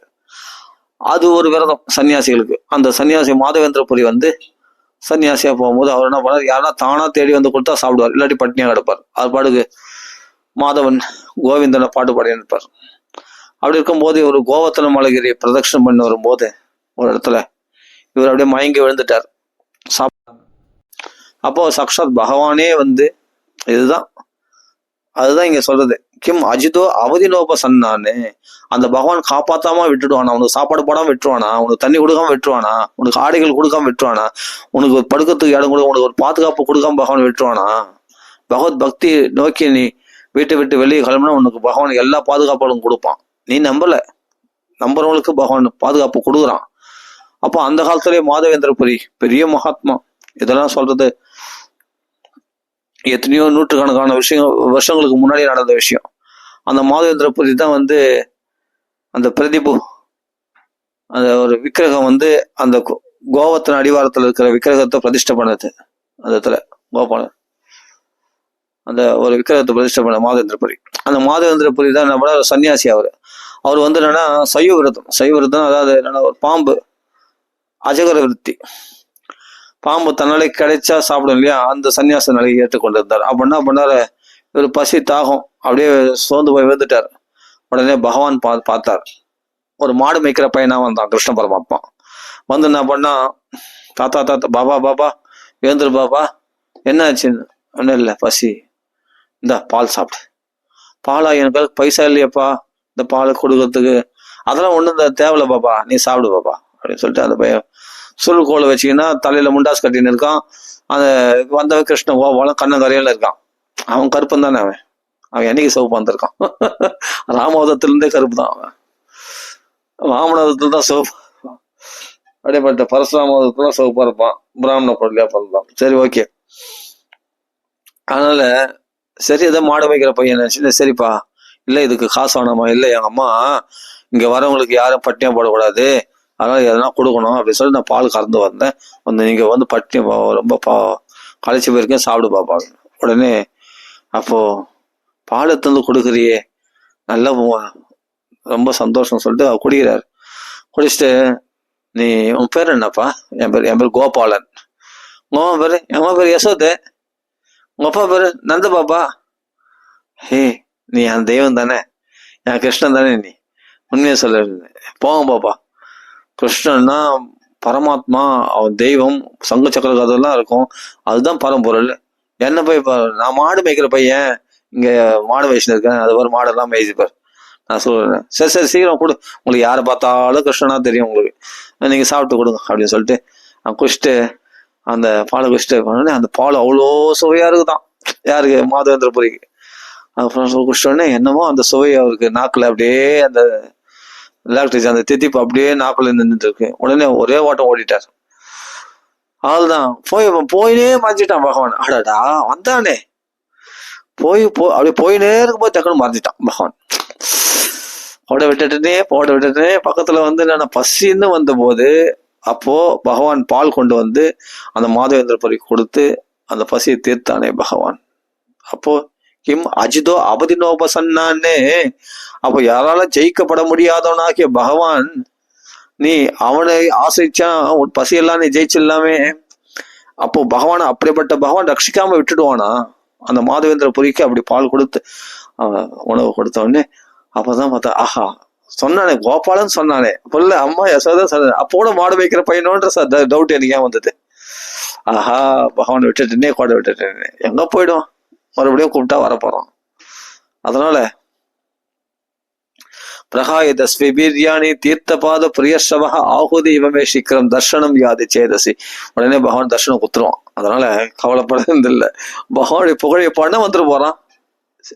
கூப்பிட்டவன் போல தரிசனம் கொடுப்பானா. ஆகுதி இவமே சீக்கிரம் தர்ஷனம் யாச்சேசி.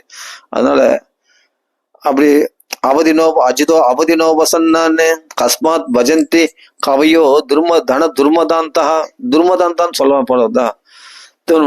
பணத்திமிர் பிடிச்சவங்க அப்படின்னு சொல்றாரு.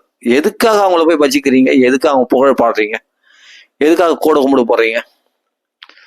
பணக்காரன் பின்னாடி வாழை பிடிச்சுன்னு ஏன் தொங்குறீங்க? அவன் புகழ் எதுக்கு பாடணும்? அவங்கள போய் நம்ம ஏன் பூஜா படிக்கணும்?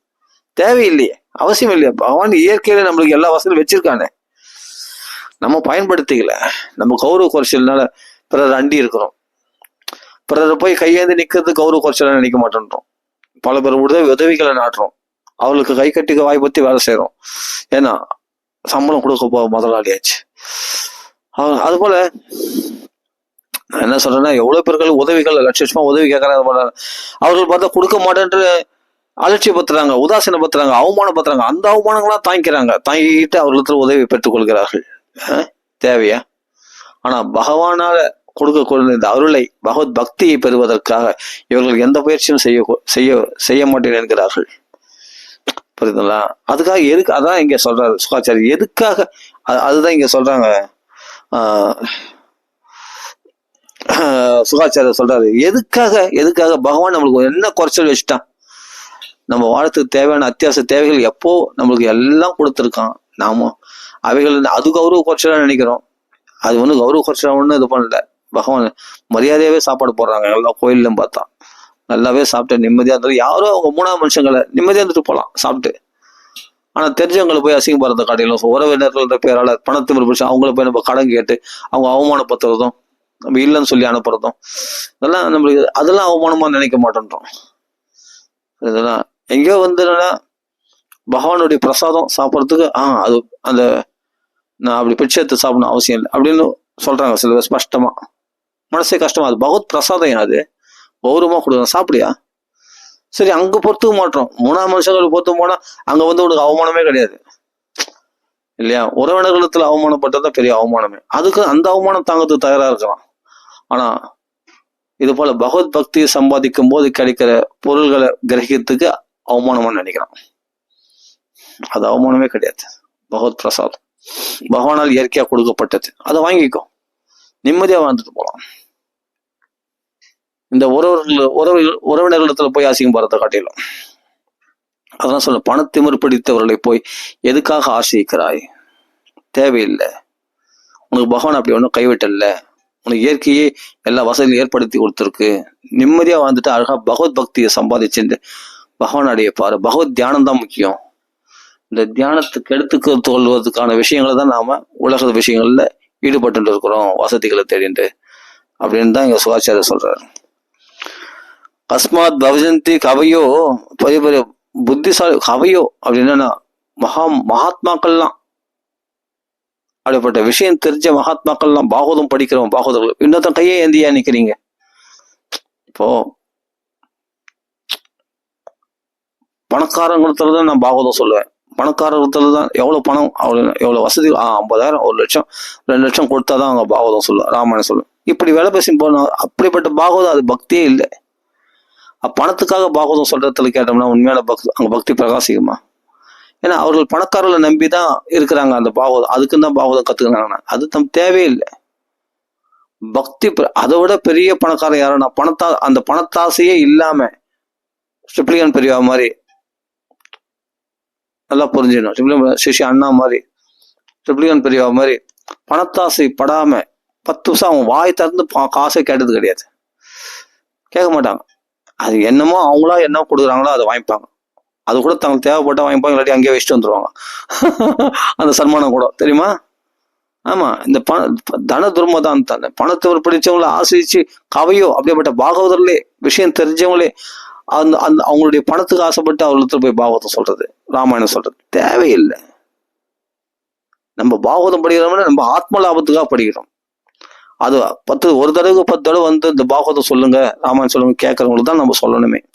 புரியுதுங்களா?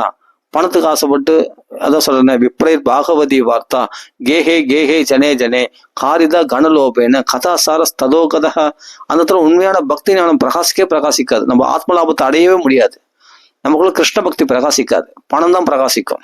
பணக்காரனா ஆகலாம், வசதி பெருக்கலாம், நல்லா குண்டு குண்டா உடம்பு நல்லா குண்டு குண்டா பெருக்க வச்சுக்கலாம், வயிறு தொப்பையும் தொந்தியமா ஆக்கிக்கலாம் நல்லா சாப்பிட்டு. அது மாதிரி பாகவதில் தான் நான் பாக்குறேன். ஆமா, நல்ல சன்மானம் வருது, இது நல்ல வசதியா இருக்கலாம். அவங்க பணக்காரன் தேடியிலே போய் சொல்லுவாங்க நல்ல பிராமணர்லாம். அப்படி கிடையாது. ஆத்ம லாபத்துக்கு தான் பாகவதமே தவிர பணம் சம்பாதிக்கிறதுக்காக கிடையாது பாகவதம். ஆத்ம லாபத்தை சம்பாதிச்சு தான் பாகவதம். பக்தி சம்பாதிக்கு தான் பாகவதம். ஆமா, உண்மையான பக்தின்னு என்னன்றது சொல்லி கொடுத்து தான் பாகவதம். பணம் சம்பாதிக்கணும் பாகவதம் சொல்லி கொடுக்கல. வைராக்கியம் அடைகிறதுக்கு தான், ஞானத்தை பெறத்துக்கு தான். உண்மையான தூய அலௌகிகமான பக்தி, பலனை எதிர்பார்க்காத பக்தியை கைதவ புரோஜிதா, அந்த கபடமான பலன்களை பணத்தாசையை வெறுக்கிறதுக்காக தான் பாகவதம். பணத்தாசை அதிகரித்து இதை வச்சு பணத்தை சம்பாதிக்கிறதுக்காக பாகவதம் எங்கேயுமே சொல்லலை. அத்தியாவசிய தேவைன்னு நீ லட்சக்கணக்கில் அதான் சொல்றேன், ஆடம்பர தேவைக்கு தான் இன்னைக்கு பணத்துக்காக தான் பாகவதம் சொல்ற மாதிரி ஆயிப்போச்சு. அதான் சொல்ற கவையோ அப்படி ஒரு விஷயம் தெரிஞ்சவங்களே, பாகவதம் படிக்கிறவங்களே எதுக்கு பணத்தை படிச்சவங்களை போய் ஆசிரிக்க, பணத்துக்காக போய் ஆசிரிச்சு இந்த பாகவதம் சொல்லணும். அதுதான் சொல்றது. அதனால விஷயம் தெரிஞ்சவங்க பணக்காரர்கள் நம்பிடுறோம்னா பகவான் எங்கேயுமே நம்மளை வைக்கல. பகவான் ஆசிரிச்சு இந்த குசலர்லாம் பணக்காரனை தேடி ஓடினாரா? அவர் பாட்டுக்கான வருதும் உட்காந்து பகவான் நாம சொல்லல. பிரகலாதன்னா இரண்யகசிபு ஆசிரிச்சிருந்தாரா? அவன் பெரிய பணக்காரன் இருக்கட்டும், என்ன பட்னியை போட்டோம், பட்னியா கூட போட்டான் இரண்யகசிபு. நான் சாக மாட்டேன், பகவானை காப்பாத்துறான். அஜிதா அவதி நோபசம் பகவான் அப்படி காப்பாற்ற விட்டுருவான் அந்த பக்தர்ல தன்னை தேடி வரும்ல. அதனால புரிஞ்சிடணும். அதான் இங்க சொல்றாரு, கஸ்மாத்ம ஜந்தி கவையோ தன துர்மதான் தான்னு. கஸ்மாத் எதுக்காக இந்த இவர்ல அவர்ல போய் பஜிக்கிறான், அவன் புகழ பாடின்னு இருக்காங்க. அந்த பணக்காரன் புகழ தேவையே இல்லையே. பாகவதம் படிக்கிறோம் சும்மா ஜம்முன்னு பகவானை காப்பாத்துறான் அப்படின்ற சந்தோஷத்துல மிதந்துண்டு சொல்ல போனா உன்னாலதான் அந்த பணக்காரன் ஆகும். அவன் பணக்காரன் நிம்மதி இல்லாம இருக்கிறான், அவனுக்கு பாகவதம் சொல்லு. எதுக்காக அவன் நம்மளால இப்போ பரிசுத்து பெரிய பணக்காரன் இருக்கட்டும், கட்சியில அவனே இப்ப என்ன தள்ளப்பட்டான், துக்கத்தில் தள்ளப்பட்டான். எல்லாம் சொத்து சுகம், ஏமா சக்கரவர்த்தி சாம்ராஜ்யம் இருக்கு, அழகான மனைவி இருக்கு, எல்லாமே இருக்கு. இவனை நான் 7வது நாள் போயிடுப்பான், முடிஞ்சு போச்சு. இப்ப யாரை தேடி வரணும்? பகவானை சுகாச்சாரிய தேடி தானே வந்திருக்கான் அந்த பரிசுத்து. பரிசுத்தால இப்ப பரிசுத்த பொன்முடிப்பு கொடுப்பான்னு சுகாச்சாரிய கதை சொல்றாரு. யோசிச்சு பார்க்கணும், இதை சிந்திக்க வேண்டிய விஷயம். பரிசுத்து பொன்முடி கொடுப்பான்னா அவர் ராஜ்யத்துல இருக்கும்போது போய் கதை சொல்லியிருப்பாரு. ஏன்னா அவர் பரம பாகவதர் கதை கேட்பாரு அவர் கண்டிப்பா. பரிசுத்த மகாராஜா நீ ராஜ்யத்துல இருக்கு இல்லையா, இப்போ நான் கதை சொல்றேன், எனக்கு இவ்வளவு பொன்முடிப்பு கொடு அப்படின்னு வேலை பேசி நான் போனாரு சுகாச்சாரியரு. பணத்துக்காக இல்ல, சம்சாரினாம் கருணை ஆக புராண குக்கியம். சம்சாரத்துல இப்படி கஷ்டப்பட்டு இருந்த இவன் சம்சாரியவன் இவன் கஷ்டப்படுறான், 7 நாள் போயிட்டு போறான். அவங்கள உள்ள கருணையினால இந்த பாகவத ரகசியத்தை வெளிப்படுத்தினாராம், கொடுத்தாராம். புரியுதா? பணத்துக்காக பாகவதம் சொல்ல, கருணையினால பாகவதம் சொல்லணும். இவங்கெல்லாம் கரையேறணும், இந்த ஆத்மாக்கள்லாம் கரையேறணும். ஏன்னா சம்சாரினா தமோந்தம் இருட்டுல தவிக்கிறார்களே, இந்த அஜ்ஞானத்தை போகணும், இவங்களுக்கெல்லாம் பக்தி உண்டாக்கணும், இவங்கெல்லாம் ஞானம் பிரகாசிக்கட்டும். நமக்கு ஏற்பட்ட இந்த ஞானம், நாமளும் இந்த சம்சாரத்தை நம்ம பணத்தாசையை விட்ட நாமலாம் அதே மாதிரி இவர்களும் பணத்தாசை விடும்படி, பணத்தாசை விட்டாதான் நிம்மதி, பணத்தாசையில் இருக்குது நிம்மதி இல்லை, நிம்மதி கெடுக்கும் அப்படின்ற ஒரு ஞானத்தை இவங்கெல்லாம் உபதேசிக்கிறதுக்காக தான் பாகவதம் கத்துக்கினாங்க சுகாச்சாரியர்லாம், சூதர்லாம், சௌனகாதி மகரிஷிகள்லாம். உலக நன்மைக்காக பாடுபட்டவர்கள் இவங்களாம். சௌனகாதி மகர்ஷிகள் எதுக்காக யாகம் பண்றாங்க? கலியுக தோஷம் மக்களை பாதிக்காம இருக்கிறது சத்திரயாகத்தை பண்றாங்க. எல்லாமே உலக நன்மைக்குல. வியாசர் எதுக்காக நிச்சயசாயி லோக உலகத்துல எல்லாரும் மோட்சத்துக்கு போயிடணுமா, அதுக்காக தான் பாகவதம் எழுதினாராம். ஸ்வஸ்தேனமா எல்லாருக்கும் மங்களங்கள் ஏற்படட்டும், ஸ்வஸ்தேன மகத்து, அதுக்காக தான் எழுதினாராம் பாகவதத்தை. நிச்சயசாய லோகஸ்ய ஸ்வஸ்தேன மகத்து. அப்ப எல்லாருடைய பாவங்கள் விலகட்டும், எல்லாரும் பகவான் அடையட்டும். நாரதர் இவர் கவலைப்பட்ட, இவருக்காக கவலைப்படல வியாசாச்சாரியார். இவ்வளவு சாஸ்திரங்கள் எழுதணும், மக்களுக்கு பிரயோஜனப்படாம போயிடும். பகவானுடைய குணங்களை பத்தி பேசினா தானே மக்களுக்கு பிரயோஜனப்படும். நாரதர் அறிவுறுத்தின உடனே அடுத்த வருஷம் பாகவதம் எழுதினார். நாரதர் எழுதினார், மக்களுக்கு திரிலோக சஞ்சாரி, 3 லோகம் பவித்திரம் அடையணும், காம் பரியட துஷ்டமனாக, எல்லாரும் மனசை சந்தோஷப்படுத்துறதுக்காக திரிலோக சஞ்சாரம், போனம் புனானாக. மகான்கள்லாம் எதுக்காக செஞ்சா இந்த பூமியை பரிசுத்தப்படுத்துவதற்காக, மக்கள் எல்லாம் கரையத்துக்காக, உலக நன்மைக்காக போராடினார்கள் இவங்களாம். நாரதர், பிரம்ம ரிஷிகள், தேவ ரிஷிகள், நாரதர், இதெல்லாம் நம்ம நன்மைக்காக இந்த பாகவதம் ராமாயணம் வெளியிட்டு ஆசைகளை விடுங்க, அதுதான் நிம்மதி, அதுதான் நிம்மதின்னு வழி. இவ தேவலர், அசிதர், வியாசர், தௌமியர், மார்க்கண்டேயர் எல்லாம் இதை தான் உபதேசிக்கிறாங்க. வசிஷ்டர், விஸ்வாமுத்திரர் எல்லாம் இந்த ஆசைகளை வர்றதுக்காக தான். எல்லாருமே பாகவ தர்மத்தில் வந்து எப்படியாவது வந்துட மாட்டாங்களா? பிரகுரு, வசிஷ்ட, சிவனஸ்ட, கௌதமம், மேதாதிது, தேவரா இந்த பேர்களை சொன்னாலே நம்ம பவித்திரமாயிடும். நமக்குள்ள வைராக்கியம் உண்டாயிடும், பக்தி பிரகாசிக்கும். அதனால பணத்துக்காக பாகவதம் சொல்றதுல கேட்காதீங்க. பணத்தாசை விடணும்னு நினைச்சு பாகவதம் சொல்றாங்க பத்தியா, அவங்க கையில போய் பாகவதம் கேளுங்க. உங்களுக்கு இருக்கிற பணத்தாசெல்லாம் போய் மனுஷ சாந்தி ஏற்படும். பணத்தாசை இருக்கிற வரைக்கும் மனுஷ சாந்தி கிடையாது. பெண்ணாசை, மண்ணாசை இவைகள் ஆசைகளை வர்றதுக்கு தான் பாகவதமே தவிர ஆசைகளை அதிகரிக்க செய்து பாகவதம் கிடையவே கிடையாது. பாருங்க, எளிமையான வாழ்க்கை சொல்லியிருக்க பாருங்க. சத்தியம் சிதம் கிம் கசிதோ பிரயாசகி பார்கோ சசித்தே சுபபர்கனி கிம். இதெல்லாம் ஸ்லோகம் மனப்பாடம் பண்ண வேண்டிய ஸ்லோகம். இதெல்லாம் எப்படி வேணாலும் பகவான் இயற்கை நம்மளுக்கு எல்லா வளங்களும் கொடுத்துருக்கு, எப்படி வேணாலும் வாழ்ந்துட்டு போயிடலாமே. சரி, அடுத்தது பார்க்கலாம். கஸ்மாத் பஜந்தி கவைய துர்மதாந்து. ஏன்னா பகவானை தேடி கோயில்களோட அலையணும்னு அவசியம் இல்லையா? உன் ஹிருதயத்திலே பகவான் பிரகாசிக்கிறான்பா. ஹிருதயத்துல இருக்கிற பகவானை தெரிஞ்சுக்கிறதுக்கு தான்ப்பா இந்த படிகள் தான்ப்பா கோயில்கள்லாம் போய் அலையிறது. விக்கிரக வழிபாடுகள்லாம் எதுக்கான? உன் ஹிருதயத்தில் இருக்கிற பகவான், அந்த விக்கிரகத்துல இருக்கிற பகவான் தான் உன் ஹிருதயத்தில் இருக்கான்னு தெரிஞ்சுக்கிறதுக்காக தான். அந்த கண்ணால பகவான் நல்லா பார்த்து சாரதி நல்லா பார்த்துக்கிட்டியா, மனசுல பதிவு வச்சுன்னா அப்ப கண்ணை முன்ன ஹிருதயத்தில் தெரியணும். எதுக்கு? அப்ப பகவானை தரிசனம் பண்றது எதுக்கு? திருப்பதிக்கு போறது எதுக்கு? பாத யாத்திரை போய் அந்த பகவான தர்சனம் சங்கு சக்கர கதாதாரி அந்த திருப்பதி பெருமாள் நல்லா பார்த்துக்கோ. ஸ்ரீ ரங்கநாதன் திருச்சிக்கு போனா ரங்கநாதன் நல்லா பார்த்துனே கண்ணு மட்டும் ஹிருதயத்துக்கு தெரியலன்னா அது வரைக்கும் நல்லா பாரு. நல்லா பார்த்து தெரிஞ்சுக்கோ. அந்த பெருமாள் நம்ம ஹிருதயத்துல வர்றதுக்காக தான் கோயிலுக்கு போறோம். அந்த கோயில்ல போய் ஹிருதயத்துல வந்துட்டான்னா அப்ப ஹிருதயத்துல பார்த்துன்னு இருக்கலாம். அவன் ஹிருதயத்துல காட்சி கொடுக்கறதுக்கு ரெடியா இருக்கிறான்.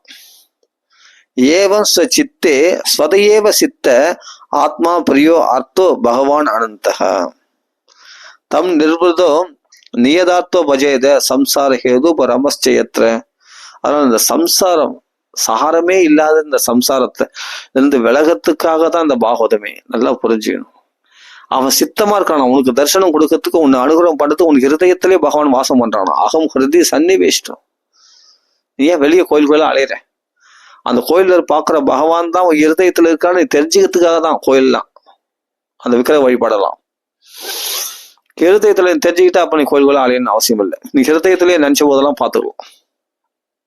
ஸ்வசித்தே ரெடியா இருக்கிறானா, நம்ம சித்தமா இருக்கிறானா, சித்தத்துல நம்மளுக்கு காட்சி கொடுத்து. ஏவம் சித்தே ஸ்வதையேவ சித்த ஆத்மா பிரியோ அர்த்த பகவான். இந்த ஜீவாத்மாவுக்கு பிரியமுள்ள யார்? பரமாத்மா தான். அந்த ஜீவாத்மா பரமாத்மாவோட சேர்த்து வச்சுதான் அது சந்தோஷம் அடையும். நீ தேக சௌக்கியங்களாலே மன சௌக்கியங்களாலே இந்த ஆத்மா திருப்தி பார்த்தா நடக்கவே நடக்காது. நீ பாட்டு காலைல பசி எடுத்தா மத்தியானம் பசி எடுக்கும், மத்தியானம் பசி எடுத்தா சாயங்காலம் பசி எடுக்கும், மறுபடியும் மறுநாள் பசி எடுக்கும். உன்னை ஏமாத்தினே தான் இருக்கும். இந்த உடல் தேவைகள் மன தேவைகள் இந்த ஆத்மா பூர்ணமா திருப்தி அடையாது. இந்த ஆத்மாவை கொண்டு போய் சீதையை ராமனோட சேர்த்து வச்சாதான் சந்தோஷமே தவிர இவன் சொத்து சுகம் பணத்தெல்லாம் கொடுக்குற மந்தத்திற்கு மேல உன்னை வச்சிருந்தா அதெல்லாம் திருப்தி அடைய மாட்டான் சீதை. ராவணை பல விதமா திருப்தி பார்த்து நடக்கவே நடக்காது. அப்புறம் தேக சௌக்கியங்களாலே மன சௌக்கியங்களாலே திருப்தி பத்திர இந்த ஆத்மா நடக்கவே நடக்காது. இந்த ஜீவாத்மா பரமாத்மாவோட சேர்த்து வச்சாதான் சத்தியம். அதை சேர்த்து வச்சாதான் அது திருப்தி அடையும். அவன் பகவான் இடத்துல நம்ம மனசை பதிய வச்சாதான், பகவத் குணங்களை பத்தி பேசினாதான் நாம சந்தோஷமா இருக்க முடியும். வேற எதனாலையும் இந்த ஆத்மா சந்தோஷம் அடையாது. ஆசைகளை விட்டாதான் பகவான் அடைஞ்சாதான் சந்தோஷம். ஆசைகளை அதிகரிச்சா இருக்கிற நிம்மதியும் போயிடும். அதை புரிஞ்சிடும். சம்சார ஹேது உபரமஸ்சயத்ர. நல்லா புரிஞ்சுக்கணும். சம்சாரத்துக்கு காரணமா இருக்கக்கூடிய பந்தத்துக்கு காரணமா இருக்கக்கூடிய இதுல உபரமம் அடையணும். இதெல்லாம் வெளியே வரணும். அதுதான் நிம்மதி சாந்தி கொடுக்கும். உன்னுடைய ஆத்ம சௌக்கியத்தை நீ அனுபவிக்க முடியும். உன் ஹிருதயத்தில் இருக்க பகவானை உன்னை பார்க்க அப்பதான் உனக்கு அனுமதி கொடுக்கும். நீ இது வரைக்கும் அஜ்ஞானத்துல பணத்தாசை அது இதுன்னு வேற மனக்கோட்டைகள்லாம் கட்டிக்கின்னு பல பிளானுங்கெல்லாம் பண்ணின்னு எதிர்காலத்துக்கு தேவையான பிளானுங்கெல்லாம் பண்ணி கொட்டையை குழப்பினிருந்தா பகவான் அந்த குழம்புன கொட்டையில பகவான் தெரிய மாட்டான், மனசுல தெரிய மாட்டான். அவன் ரெடியா காத்திருக்கான். அதுக்கு என்ன பண்ணணும்? நிறைய நாம சங்கீர்த்தனம் பண்ணணும், நிறைய பாகவதம் கேட்கணும், பாராயணங்கள் பண்ணணும். அதுதான் மனசுல தெளிவை கொடுக்கும். எதுக்கும் பயப்பட மாட்டேன். பெரிய பணக்காரனை ஆசைச்சிருக்க மாட்டேன். பணக்காரன்லாம் ஒன்னும் ஆசைச்சிருப்பான். ஆசை எட்டவர்களை தேடிதான் பணக்காரன் தேடி வந்த மாதிரி, பரிசுத்து சுகாச்சாரி தேடி வந்த மாதிரி. இவன் சுகாச்சாரியார் கொடுக்கிற சாந்தியில் தான் அவர் பசி தாகலாம் மறந்தார். அப்ப இவங்க தான் பெரிய பணக்காரர். யாரு? பரிசுத்து பெரிய பணக்காரன் இல்ல, பரிசுத்தை விட சுகாச்சாரம் தான் பெரிய பணக்காரர். ஏன்னா இவர்கள் பாகவதம் இருக்கு. அதான் சொல்ல நிர்தனாஸ்தி அபிதன்யா. ஏம்பா உடம்புல ஆடை கூட கொடுத்துல அந்த அளவுக்கு தண்ணி அப்படி. ஆனா இவர் தான் பெரிய தண்ணியாரம் சுகாச்சாரியர்.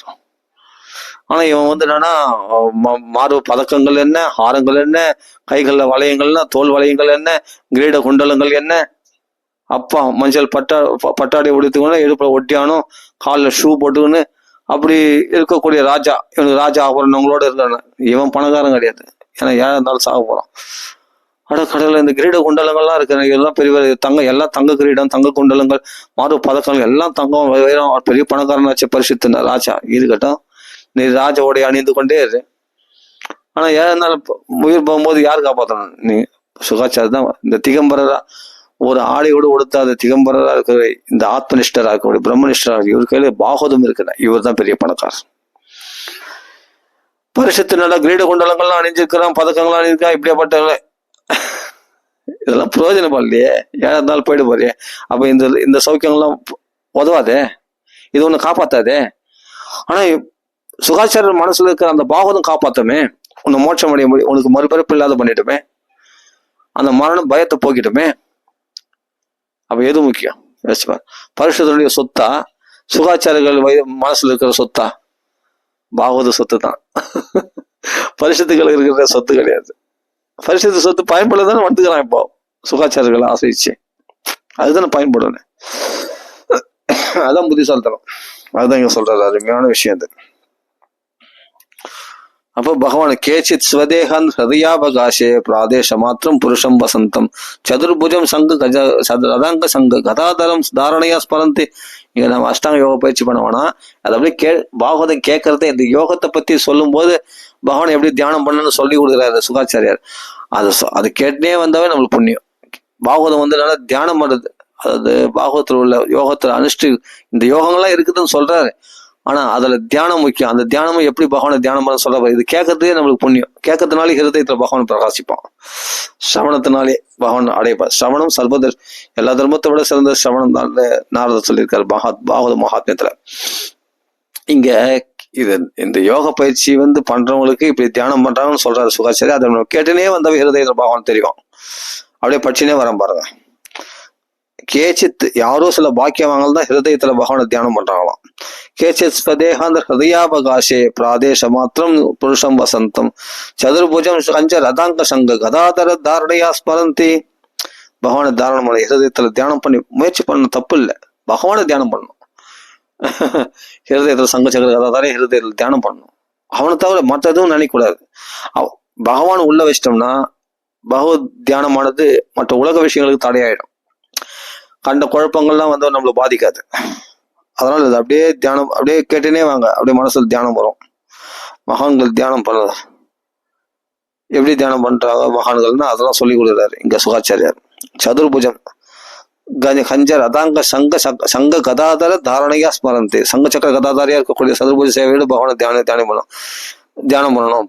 பிரவகன் அஜஸ்ரம் நளினாய தேக்ஷணம் கதம்ப கிஞ்சல்க பெசங்க வாசசம் லசன் மகாரத்ன ஹிரண்மயாங்கதம் ஸ்புரன் மகாரத்ன கிரீட குண்டலம் உன்னித்ர ஹிருத்பங்கஜ கர்ணிகாலய யோகேஸ்வரர்களாகிய அவர்கள் ஸ்தாப பாத பல்லவம்.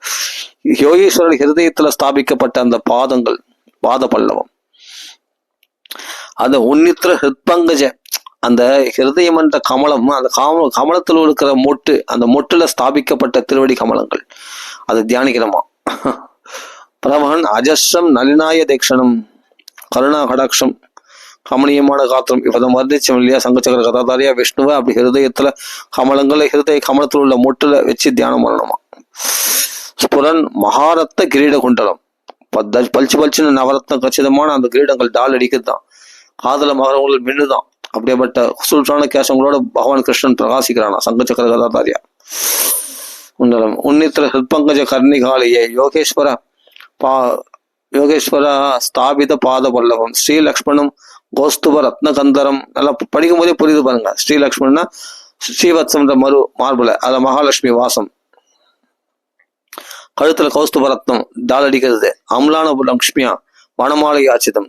அப்படியேப்பட்ட தாமரை மலர்களால் கழுத்துல பக்தர்களால் சமைப்பட்ட தாமரை மாலை அணிந்தவன், வனமாலை அணிந்தவன், வைஜெயந்தி மாலை அணிந்தவன், துளசி தாமத்தை அணிஞ்சவன், அப்படிப்பட்ட முக்த ஹாரங்கள் அணிந்தவன், தோல் வளையங்கள், கைகளை கங்கணங்கள், சுறுசுறான கேசங்கள், சதுபதி சிவ சங்கம், சக்கரம், கதை, பத்மம், இடுப்புல ஒட்டியானம், மஞ்சள் பட்டாடை, பீதாம்பரம், கால சலசல் சப்திக்கக்கூடிய திவ்ய நூபுரங்கள், இந்த திருவடி கமலங்கள், இதெல்லாம் யோகிகள் தியானிக்கிறாங்களாம்.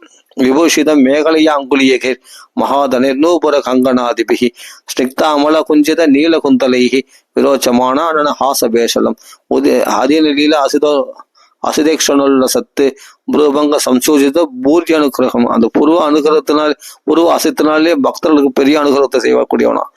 ஈக்ஷேத சிந்தாமயம் ஏனமீஸ்வரம் யாவன் மனோதாரணை யாவதிஷ்டதே. மனசுக்கு ஒருமுகப்படுற அளவுக்கு இந்த ஸ்ரூபத்தை தியானம் பண்ணிட்டே இருக்கணும். அந்த மனசை அந்த கிருஷ்ண ரூபத்துல லயமாகிற வரைக்கும் தியானம் பண்ணிட்டே இரு அப்படின்னு இதெல்லாம் சொல்லி கொடுத்தாரு. அருமையான தியான யோகம், சூப்பரா இருக்கும். சரி, அதனால பகவத் தியானத்துக்கு எந்த வசதிகளும் தேவையில்லை. நம்ம ஹிருதயம்னு ஒண்ணு இருந்தா போதும், நம்ம பகவான் அப்படியே தியானம் பண்ணிட்டே இருக்கலாம்.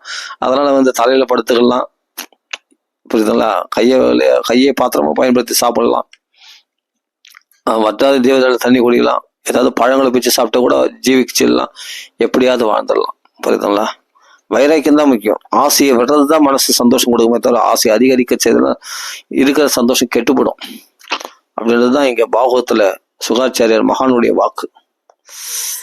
அதனால பணக்காரங்களை அண்டி இருக்கணும் அவசியமா இல்லாதபடி நம்மளை இந்த பகவான் நம்மளை வாழ வைக்கிறான். நல்லா புரியுது. பணக்காரனை அண்டி இல்லாம நம்மளை வாழ முடியும். இந்த இயற்கை நம்மளுக்கு அப்படி வளங்களை கொடுத்துருக்கு, அப்படிப்பட்ட வசதிகளை கொடுத்துருக்கு. அதனால அப்படி வாழ பழகிக்குங்க. அப்படி வாழ பழகிக்கிட்டு பணக்காரன் நம்பி இல்லாம பகவான எல்லாருடைய பெரிய லட்சுமி மணால நம்பி இருக்க பழகிக்குங்க அப்படின்னு நம்மளுக்கு சொல்லி கொடுக்குறாரு இங்க சுகாச்சாரியார். சரி, ஓகே. அதனால அப்புறம் சிறு தேவதைகள் வழிபாடெல்லாம் பத்தி சொல்றாருங்க. நல்லா நல்லா அதாவது பணம் நிறைய சேரணும்னா ருத்ரர்களை வழிபடணுமா. வீரியத்தை கச்சனா அதுக்கு ருத்ரர்களை வழிபடணும். வீரியத்துல ஆசைப்படுறவங்க வசுக்களை வழிபடணுமா. நல்ல பணம் சேரணும், வசுக்களை வழிபடணுமா. வீரியத்துக்கு ஆசைப்படுறவங்க ருத்ரர்களை வழிபடணுமா. பணம் சாப்பாடு நிறைய வேணும்னா அதிதி தேவி அதிதி அம்மா வழிபடுறவங்களுக்கு அண்ணன் நல்லா கிடைக்குமா. சொர்க்கத்தை ஆசைப்படுறவன் அதிதியுடைய புத்திரர்களாகிய தேவர்களை வழிபடணுமா. ராஜ்யத்துக்கு ஆசைப்படுற விஸ்வ தேவர்களை வழிபடணுமா. இதெல்லாம் சொல்லப்பட்டிருக்கு. சரி, ஆயுஷ் அதிகரிக்கணும்னு சொன்னா அஸ்வினி தேவர்களை வழிபடணுமா. நல்லா புஷ்டி அடையணும் அப்படின்னு சொன்னா இலை என்ற தேவதை வழிபடணுமா. இதெல்லாம் சொல்லப்பட்டிருக்கு. சரி, நல்ல அழகு வேணும்னு சொன்னா கந்தர்வலை வழிபடணுமா. நல்ல அழகான பெண் வேணும்னு சொன்னா ஊர்வசி என்ற தேவதை வழிபடணுமா. இதெல்லாம் சொல்லியிருக்கு. ஆதிபத்தியம் அடையணும் அப்படின்னு ஆசைப்படுறவங்க பரமேஷ்டி ஆகிய பிரம்மதேவர் வழிபடணும் சொல்லியிருக்கு. அவரை நல்ல புகழ் அடையணும் அப்படின்னு பகவானை ஆராதிக்கணும்.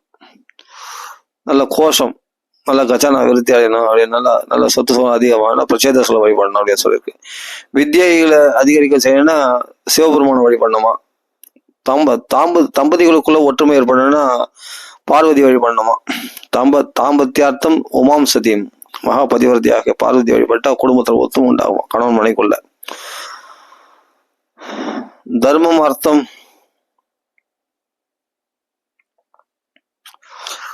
சந்ததி விருத்தி ஆகும்னா பித்ருக்கள் வழிபடணுமா. தர்மத்தம் உத்தம ஸ்லோகத்தில்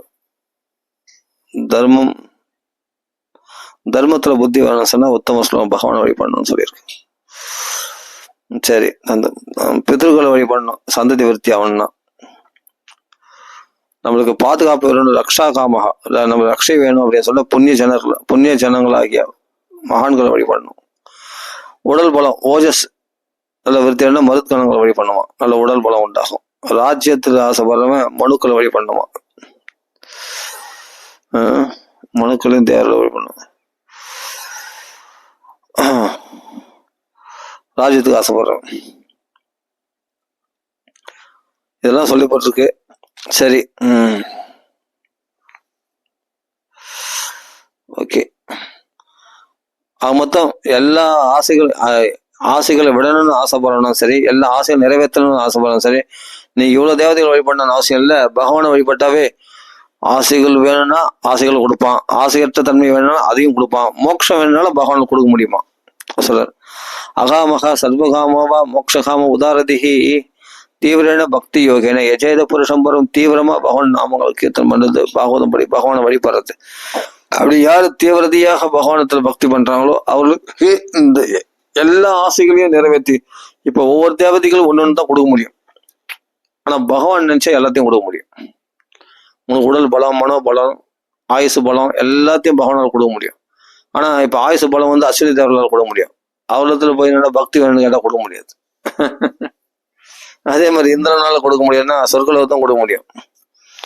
அவன் வைகுண்டாதிபதி எதிர் நிறுத்தினா அவனால் நிறுத்த முடியாது. ஏன்னா அவனே வைகுண்டாதிபதி பார்க்கணும்னா ததிகணம் தாளம் போடணும். இப்ப அதிதி தேவினா நல்லா சாப்பாடு போடுவான், அன்னம் வேணும்னா நல்லா எப்போ அன்னத்துக்கு குறைச்சல் இருக்கக்கூடாது அப்படின்னா அதிதி தேவி வழி பண்ணணுமா, அதுதான் சொல்லிது. அவ தாம்பத்தியார்த்தம் வித்தியை வேணும்னா சிவபெருமான வழி பண்ணணும். இப்ப தம்பதிகளும் ஒத்து வேணும்னா உமாதா தம்பிகா சதி பார்வதி வழி பண்ணணும் அப்படிலாம் சொல்லியிருக்கு இல்லையா. ஒரு தேவதை வழிபட்டா ஒண்ணு கிடைக்கும், அவள்தான். அவங்களால அது மட்டும் தான் கொடுக்க முடியும். ஆனா பகவானை வழிபட்டா எல்லாமே கிடைச்சிடும். சர்வகாமகா எல்லா ஆசைகளும் நிறைவேறும். அதோட பெஸ்ட் என்ன, ஆசை இல்லாததுதான் எனக்கு வரமா வேணும்னு கேட்டா போது. அகாமகா அதுதான் நம்ம வரமா கேட்கணும். யாரு பிரகலாதன் கேட்டார், அதோட அவரா கேட்கல, என்ன வர வேணும் என்ன வர வேணும் கேட்டது. வரவே கேட்கணுன்ற ஆசை எனக்குள்ள வரக்கூடாது, அதான் வரமா வேணும்னு கேட்கறாரு பிரகலாதன். அப்படி கேட்கறவங்க தான் புத்திசாலித்தனம். அதனால ஃபர்ஸ்ட் இடத்துல முதல் சொல்றாரு அகாமகா, முதல் ஆசையற்ற தன்மை கேளு. இல்லைன்னு கொஞ்சம் அத்தியாவசிய தேவைகள்லாம் இருக்கு, அப்ப சர்வகாமகா. அவன் உனக்கு எல்லா தேவைகளும் பகவானை நிறைவேற்றும், அது பகவானை வழிபாடு அப்படின்னு இங்க சொல்லி விடுகிறார் சுகாச்சாரியர். அகாமகா சர்வகாமோவா மோக்ஷகாம உதாரதீகி. உதாரமான புத்தியுள்ளவர்கள் மோட்சத்தை விரும்புவாங்க. சரி, உதாரமான புத்தி பகவான் வந்து நம்மளுக்கு தாராளமா மோட்சத்தை கொடுக்கக்கூடியவன். அதனால அது என்ன பண்ணணும், நீ ஆசையற்ற தன்மை வேணும்னாலும் இல்ல அதெல்லாம் ஆசை நிறைவேற்றினாலும் இல்ல மோட்சம் அப்படின்னு ஆசைப்பட்டாலும் தீவிரமா பகவானை வழிபடணும், அதான் ஒரே வழி. தீவிரன பக்தி யோகேன, அது பக்தி யோகம் தான் சொல்லக்கூடிய, வேற எந்த யோகத்தையும் சொல்லல இங்க பரிந்துரைக்கல. பக்தி யோகம் நல்லா திருப்பி நல்லா பாயிண்ட் அவுட் பண்ணும். பக்தியில தீவிரமா ஈடுபட்டா கண்டிப்பா பகவான் கொடுத்துருவான். நீ எதை கேட்கறியோ அதை கொடுப்பான் கண்டிப்பா. தீவிரன பக்தி யோகின எச்சேத புருஷம் பரம் அப்படின்னு சொல்லப்பட்டிருக்கு. சரி,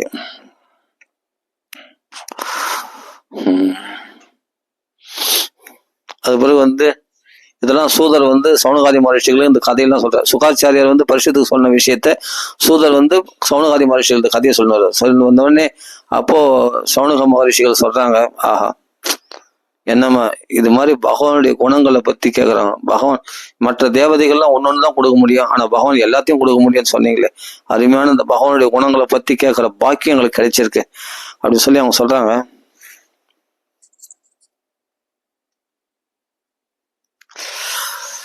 பாக்கியம் கிடைச்சிருக்கு அப்படின்னு சொல்றாங்க. அப்புறமா அவங்க வந்து சௌனகாதி மகர்ஷிகளே, சௌனகர் மகர்ஷியே பெரிய ஞானி, பெரிய பாகவதர். ஆமா, அவரே வந்து நல்ல வேதாத்தியனம் பண்ணவர், பிருகுவம்சல் தோன்றினவர். அவரு பெரிய மகாத்மா, பெரிய சிறந்த பிராமணர், பிரம்மனிஷ்டர். அவர் சௌனக மகர்ஷியே கதை கேட்கிற அவரே வந்து சூதரோட வயசுல பெரியவர். அவர் வயசு 60,000 வயசுன்னு சொல்லுவாங்க, அந்த அளவுக்கு வயசுல மூத்தவர் அவர். அப்படிப்பட்ட ஒரு விஷயம் தெரிஞ்சவர் அவர்.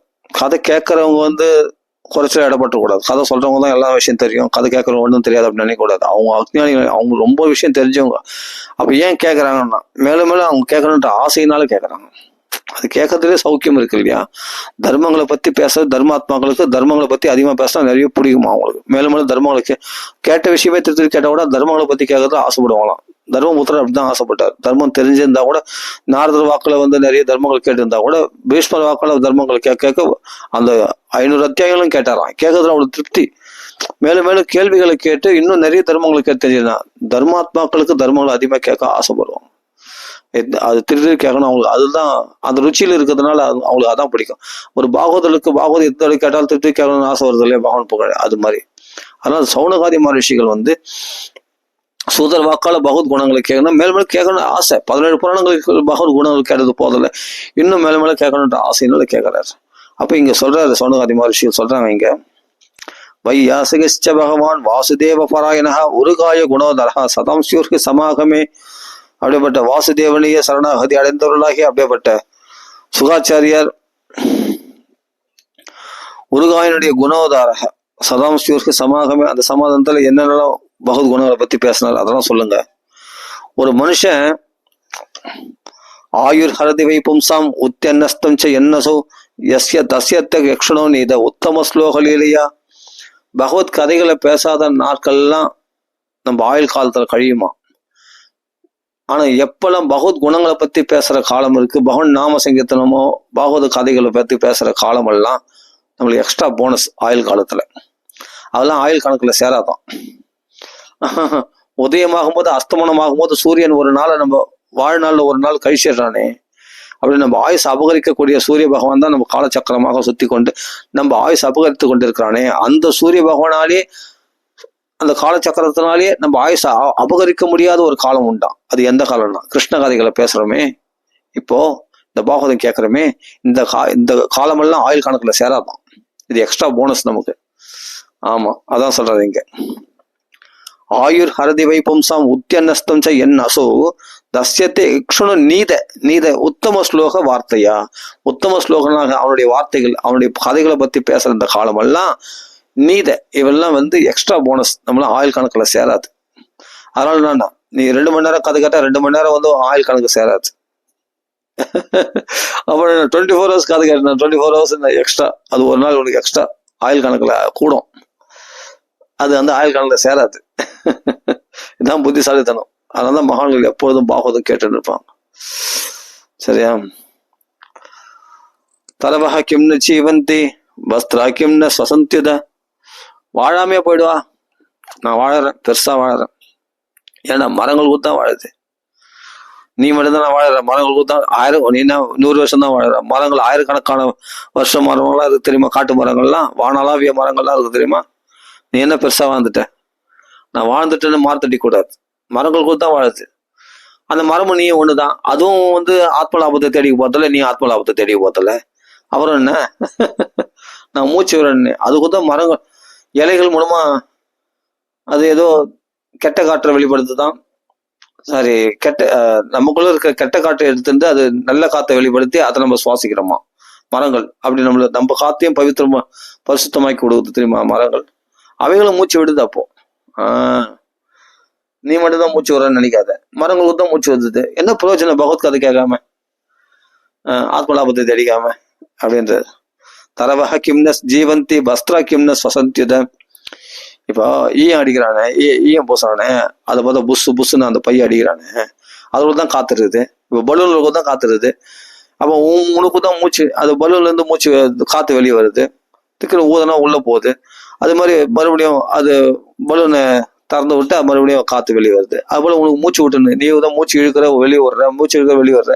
அந்த பலூன் நீ ஒன்னா, பலூனால ஆத்ம லாபம் தெரிய முடியுமா? அது மாதிரிதான் நீயும் மூச்சு விட்டு இருக்க, அந்த பலூன் நீயும் ஒண்ணுதான். எப்ப ஆத்ம லாபம் தேடி இல்லையோ அப்படின்றாருங்க. கிம் ஸ்வசந்தியுதா, நான் சுவாசம் பண்றேனே அப்படின்னு நினைக்காத, பலூன்ல தான் காத்துருக்குது, அதனால மூச்சுக்கு தான் காத்துருக்குதுன்னு ரெண்டும் ஒன்னா இடாது.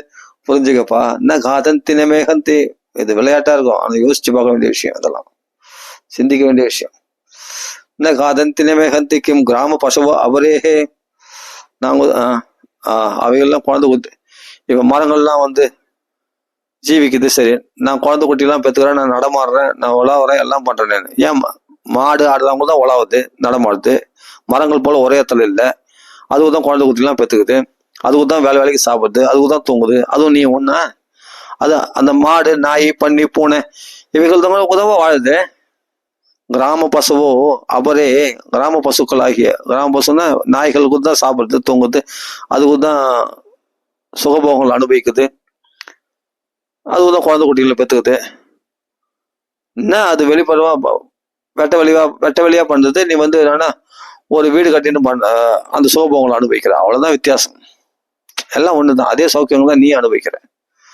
ஆனா அவைகளால் ஆத்ம லாபத்தை தேட முடியாது, பகவானை வணங்க முடியாது, பகவத் கதைகளை கேட்க முடியாது, பகவான் நாமத்துடைய பெருமை அது அதால பகவான் நாம சொல்ல முடியாது. ஆனா உன்னால சொல்ல முடியுமே.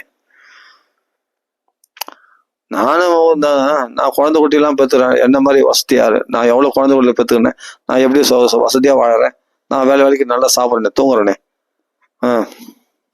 அப்படின்னா அது ஒரு மிருகம் தான் செய்யும், நாய் கூட தான் செய்யும். பண்ணி கூட தான் உனக்கு ஒரு பிரசத்துக்கு ஒரு குட்டி தான் போடுற, நீ ஒரு குழந்தை தானே பெற்றுக்கிறேன், பண்ணி 10 குட்டி போடும். நாய்கள்லாம் 4-5 குட்டி 10 குட்டி போட்டுது சார்னு, பூனைகள்லாம் 4-5 குட்டி போட்டுச்சு ஒரு பிரசவத்துக்கு. அப்ப உன்னை விட அதுதான் நல்ல நல்ல குடும்பஸ்தான், பெரிய குடும்பஸ்தான், அதுதான் அது சுகப்பிரசவம். அதுக்கெல்லாம் ஆப்ரேஷனே கிடையாது. மனுஷனுக்கு அது ஆப்ரேஷன் உண்டு, இவங்களுக்கு அது வந்து என்னன்னா சுகப்பிரசவம் ஆகலைன்னா உடனே ஆப்ரேஷன் பண்ணிடுறாங்க. நம்மளுக்கு தான் டேஞ்சரே அதிகம். ஆனா அவங்கெல்லாம் சுகமா பிரசவிச்சு நிறைய குழந்தை குட்டிகள் பார்த்து ஜாலியா இருக்குது, பூனைங்க நாய்கள்லாம் கூட பார்த்தா. நம்மளோட அது வசதியா தான் இருக்குது. அதனால நீ மாத்தட்டிக்க முடியாது, நான் குழந்தை குட்டிகளை பெற்றுட்டேன்னு. உனக்குன்னா ஒரு பிரசவத்துக்கு ஒரு குழந்தை தான், அது 10-15 குட்டிகளை பெற்றுக்குது. அதனால அப்படின்னா குழந்தை குட்டி பெற்றுக்களை கில்லாடினா அதுக்கு தான் பெஸ்ட். அதுதான் அந்த சுகபோகங்கள், ஸ்திரீ சௌக்கியம். அது எத்தனை ஸ்திரீ சௌக்கியங்கள் எவ்வளவு வேணா அனுபவிக்கும் அதெல்லாம் மிருகங்கள்லாம். நீ என்ன பெருசா அனுபவிச்சிட்ட, நல்ல பெரிய பங்களா கட்டினா, அந்த அற்ப சௌக்கியத்தை தான் நீ அனுபவிக்கிற, அந்த மிருகங்கள் அனுபவிக்கிற சௌக்கியம் தான். அதுவும் சாப்பிட்டு நீயே சாப்பிட்ற, அதுவும் தூங்குது நீயும் தூங்குற, அதுவும் ஸ்திரீ சௌக்கியம், அந்த தாம்பத்திய சௌக்கியம் அனுபவிக்கிறது நீ அனுபவிக்கிற, அதுவும் குழந்தை குட்டியில் பெற்றது உன்னோட. அது சொல்ல போனா இந்த சௌக்கியங்கள்லாம் உன்னை விட அதுதான் அதிகமா அனுபவிக்கிறது. ஆமா, அப்படின்னும் போது மிருகங்கள்லாம் கம்பேர் பண்ண முடியாது. அப்படின்னும் போது நான் பெருசா அதனால வந்து நான் நல்லா வாழ்ந்துட்டேன், நல்லா சாப்பிட்றேன், நல்லா தூங்குறேன், நிறைய குழந்தை குட்டியில் பெரிய பங்களா கட்டினேன் அப்படின்னு நாட போயா, அதுங்களாம் எங்க ஒன்னா வாழ்ந்துட்டு போயிட்டோம், ஜாலியா இருக்கும் அதெல்லாம். புரியுதா? நம்மளாம் ஆடை உடையத்துக்கு ஷாப்பிங் போது நம்ம நிறைய சிரமப்படுறோம்.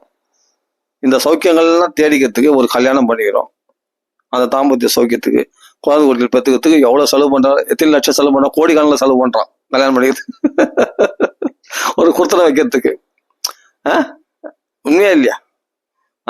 சாப்பாடு சாப்பிட்றதுக்கு, வயிற்றுப்பாடு சாப்பிட்றதுக்கு இன்னைக்கு பூரா உழைக்கிறான் 11 மணி வரைக்கும், அந்த சாப்பாடு சாப்பிட்றதுக்கு, சோத்துல கை வைக்கிறதுக்கு. அப்போ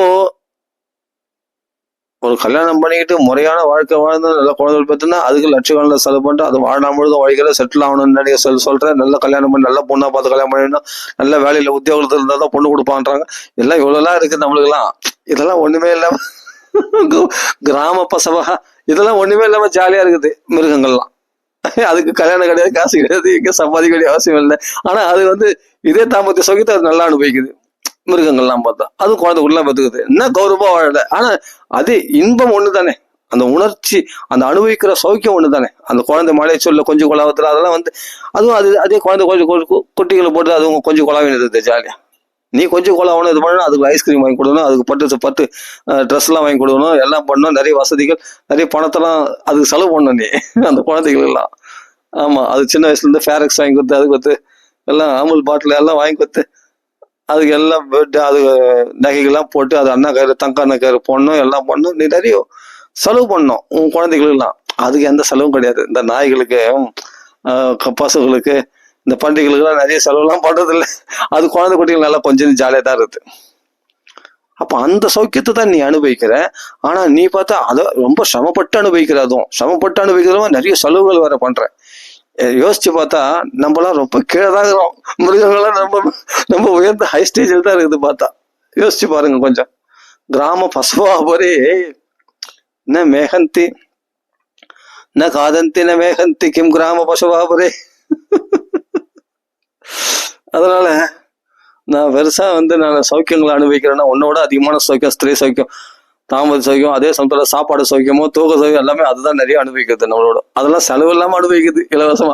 நாமெல்லாம் செலவு பண்ணி ரொம்ப கஷ்டப்பட்டு அனுபவிக்கிறது அதெல்லாம். தூக்கத்துக்கு கூட நேரம் இல்லை. நைட்டு 11 மணிக்கு நைட் ஷிஃப்ட் டே ஷிஃப்ட்னு போய் தூக்கிறது ஓயாத சொல்லி கஷ்டப்படுன்னு. ஆனா அந்த அல்ப சௌக்கியத்துக்காக இவ்வளவு பாடுபடுறோம் நம்ம. மனுஷன் தான் ரொம்ப கஷ்டப்படுறான், மிருகங்கள்லாம் சௌக்கியமா இருக்குது. அதனால மிருகங்களோட நான் வசத்தின்னு நீ ஒன்றும் மாத்தட்டிக்க முடியாது. அப்புறம் ஆனா மிருகங்களோட வசத்தின்னு ஒரு விஷயம்னா ஆத்ம லாபத்தை தேடிக்கிற ஒரு விஷயத்துல தான், பகவன் நாமா சொல்லக்கூடிய இந்த ஒரு விஷயத்துல தான், பக்தி பண்ற இந்த ஒரு விஷயத்துல தான் நீ மாத்தட்டிக்க முடியுமே தவிர மற்ற விஷயங்கள்லாம் உன்னை விட அந்த சுகபோகங்களை அதிகமாவே நல்லாவே அனுபவிக்குது சௌக்கியங்கள்லாம். புரியுதா? அதுதான் புரிஞ்சுக்கணும். ஓகே, சரி, இதெல்லாம் போதும்.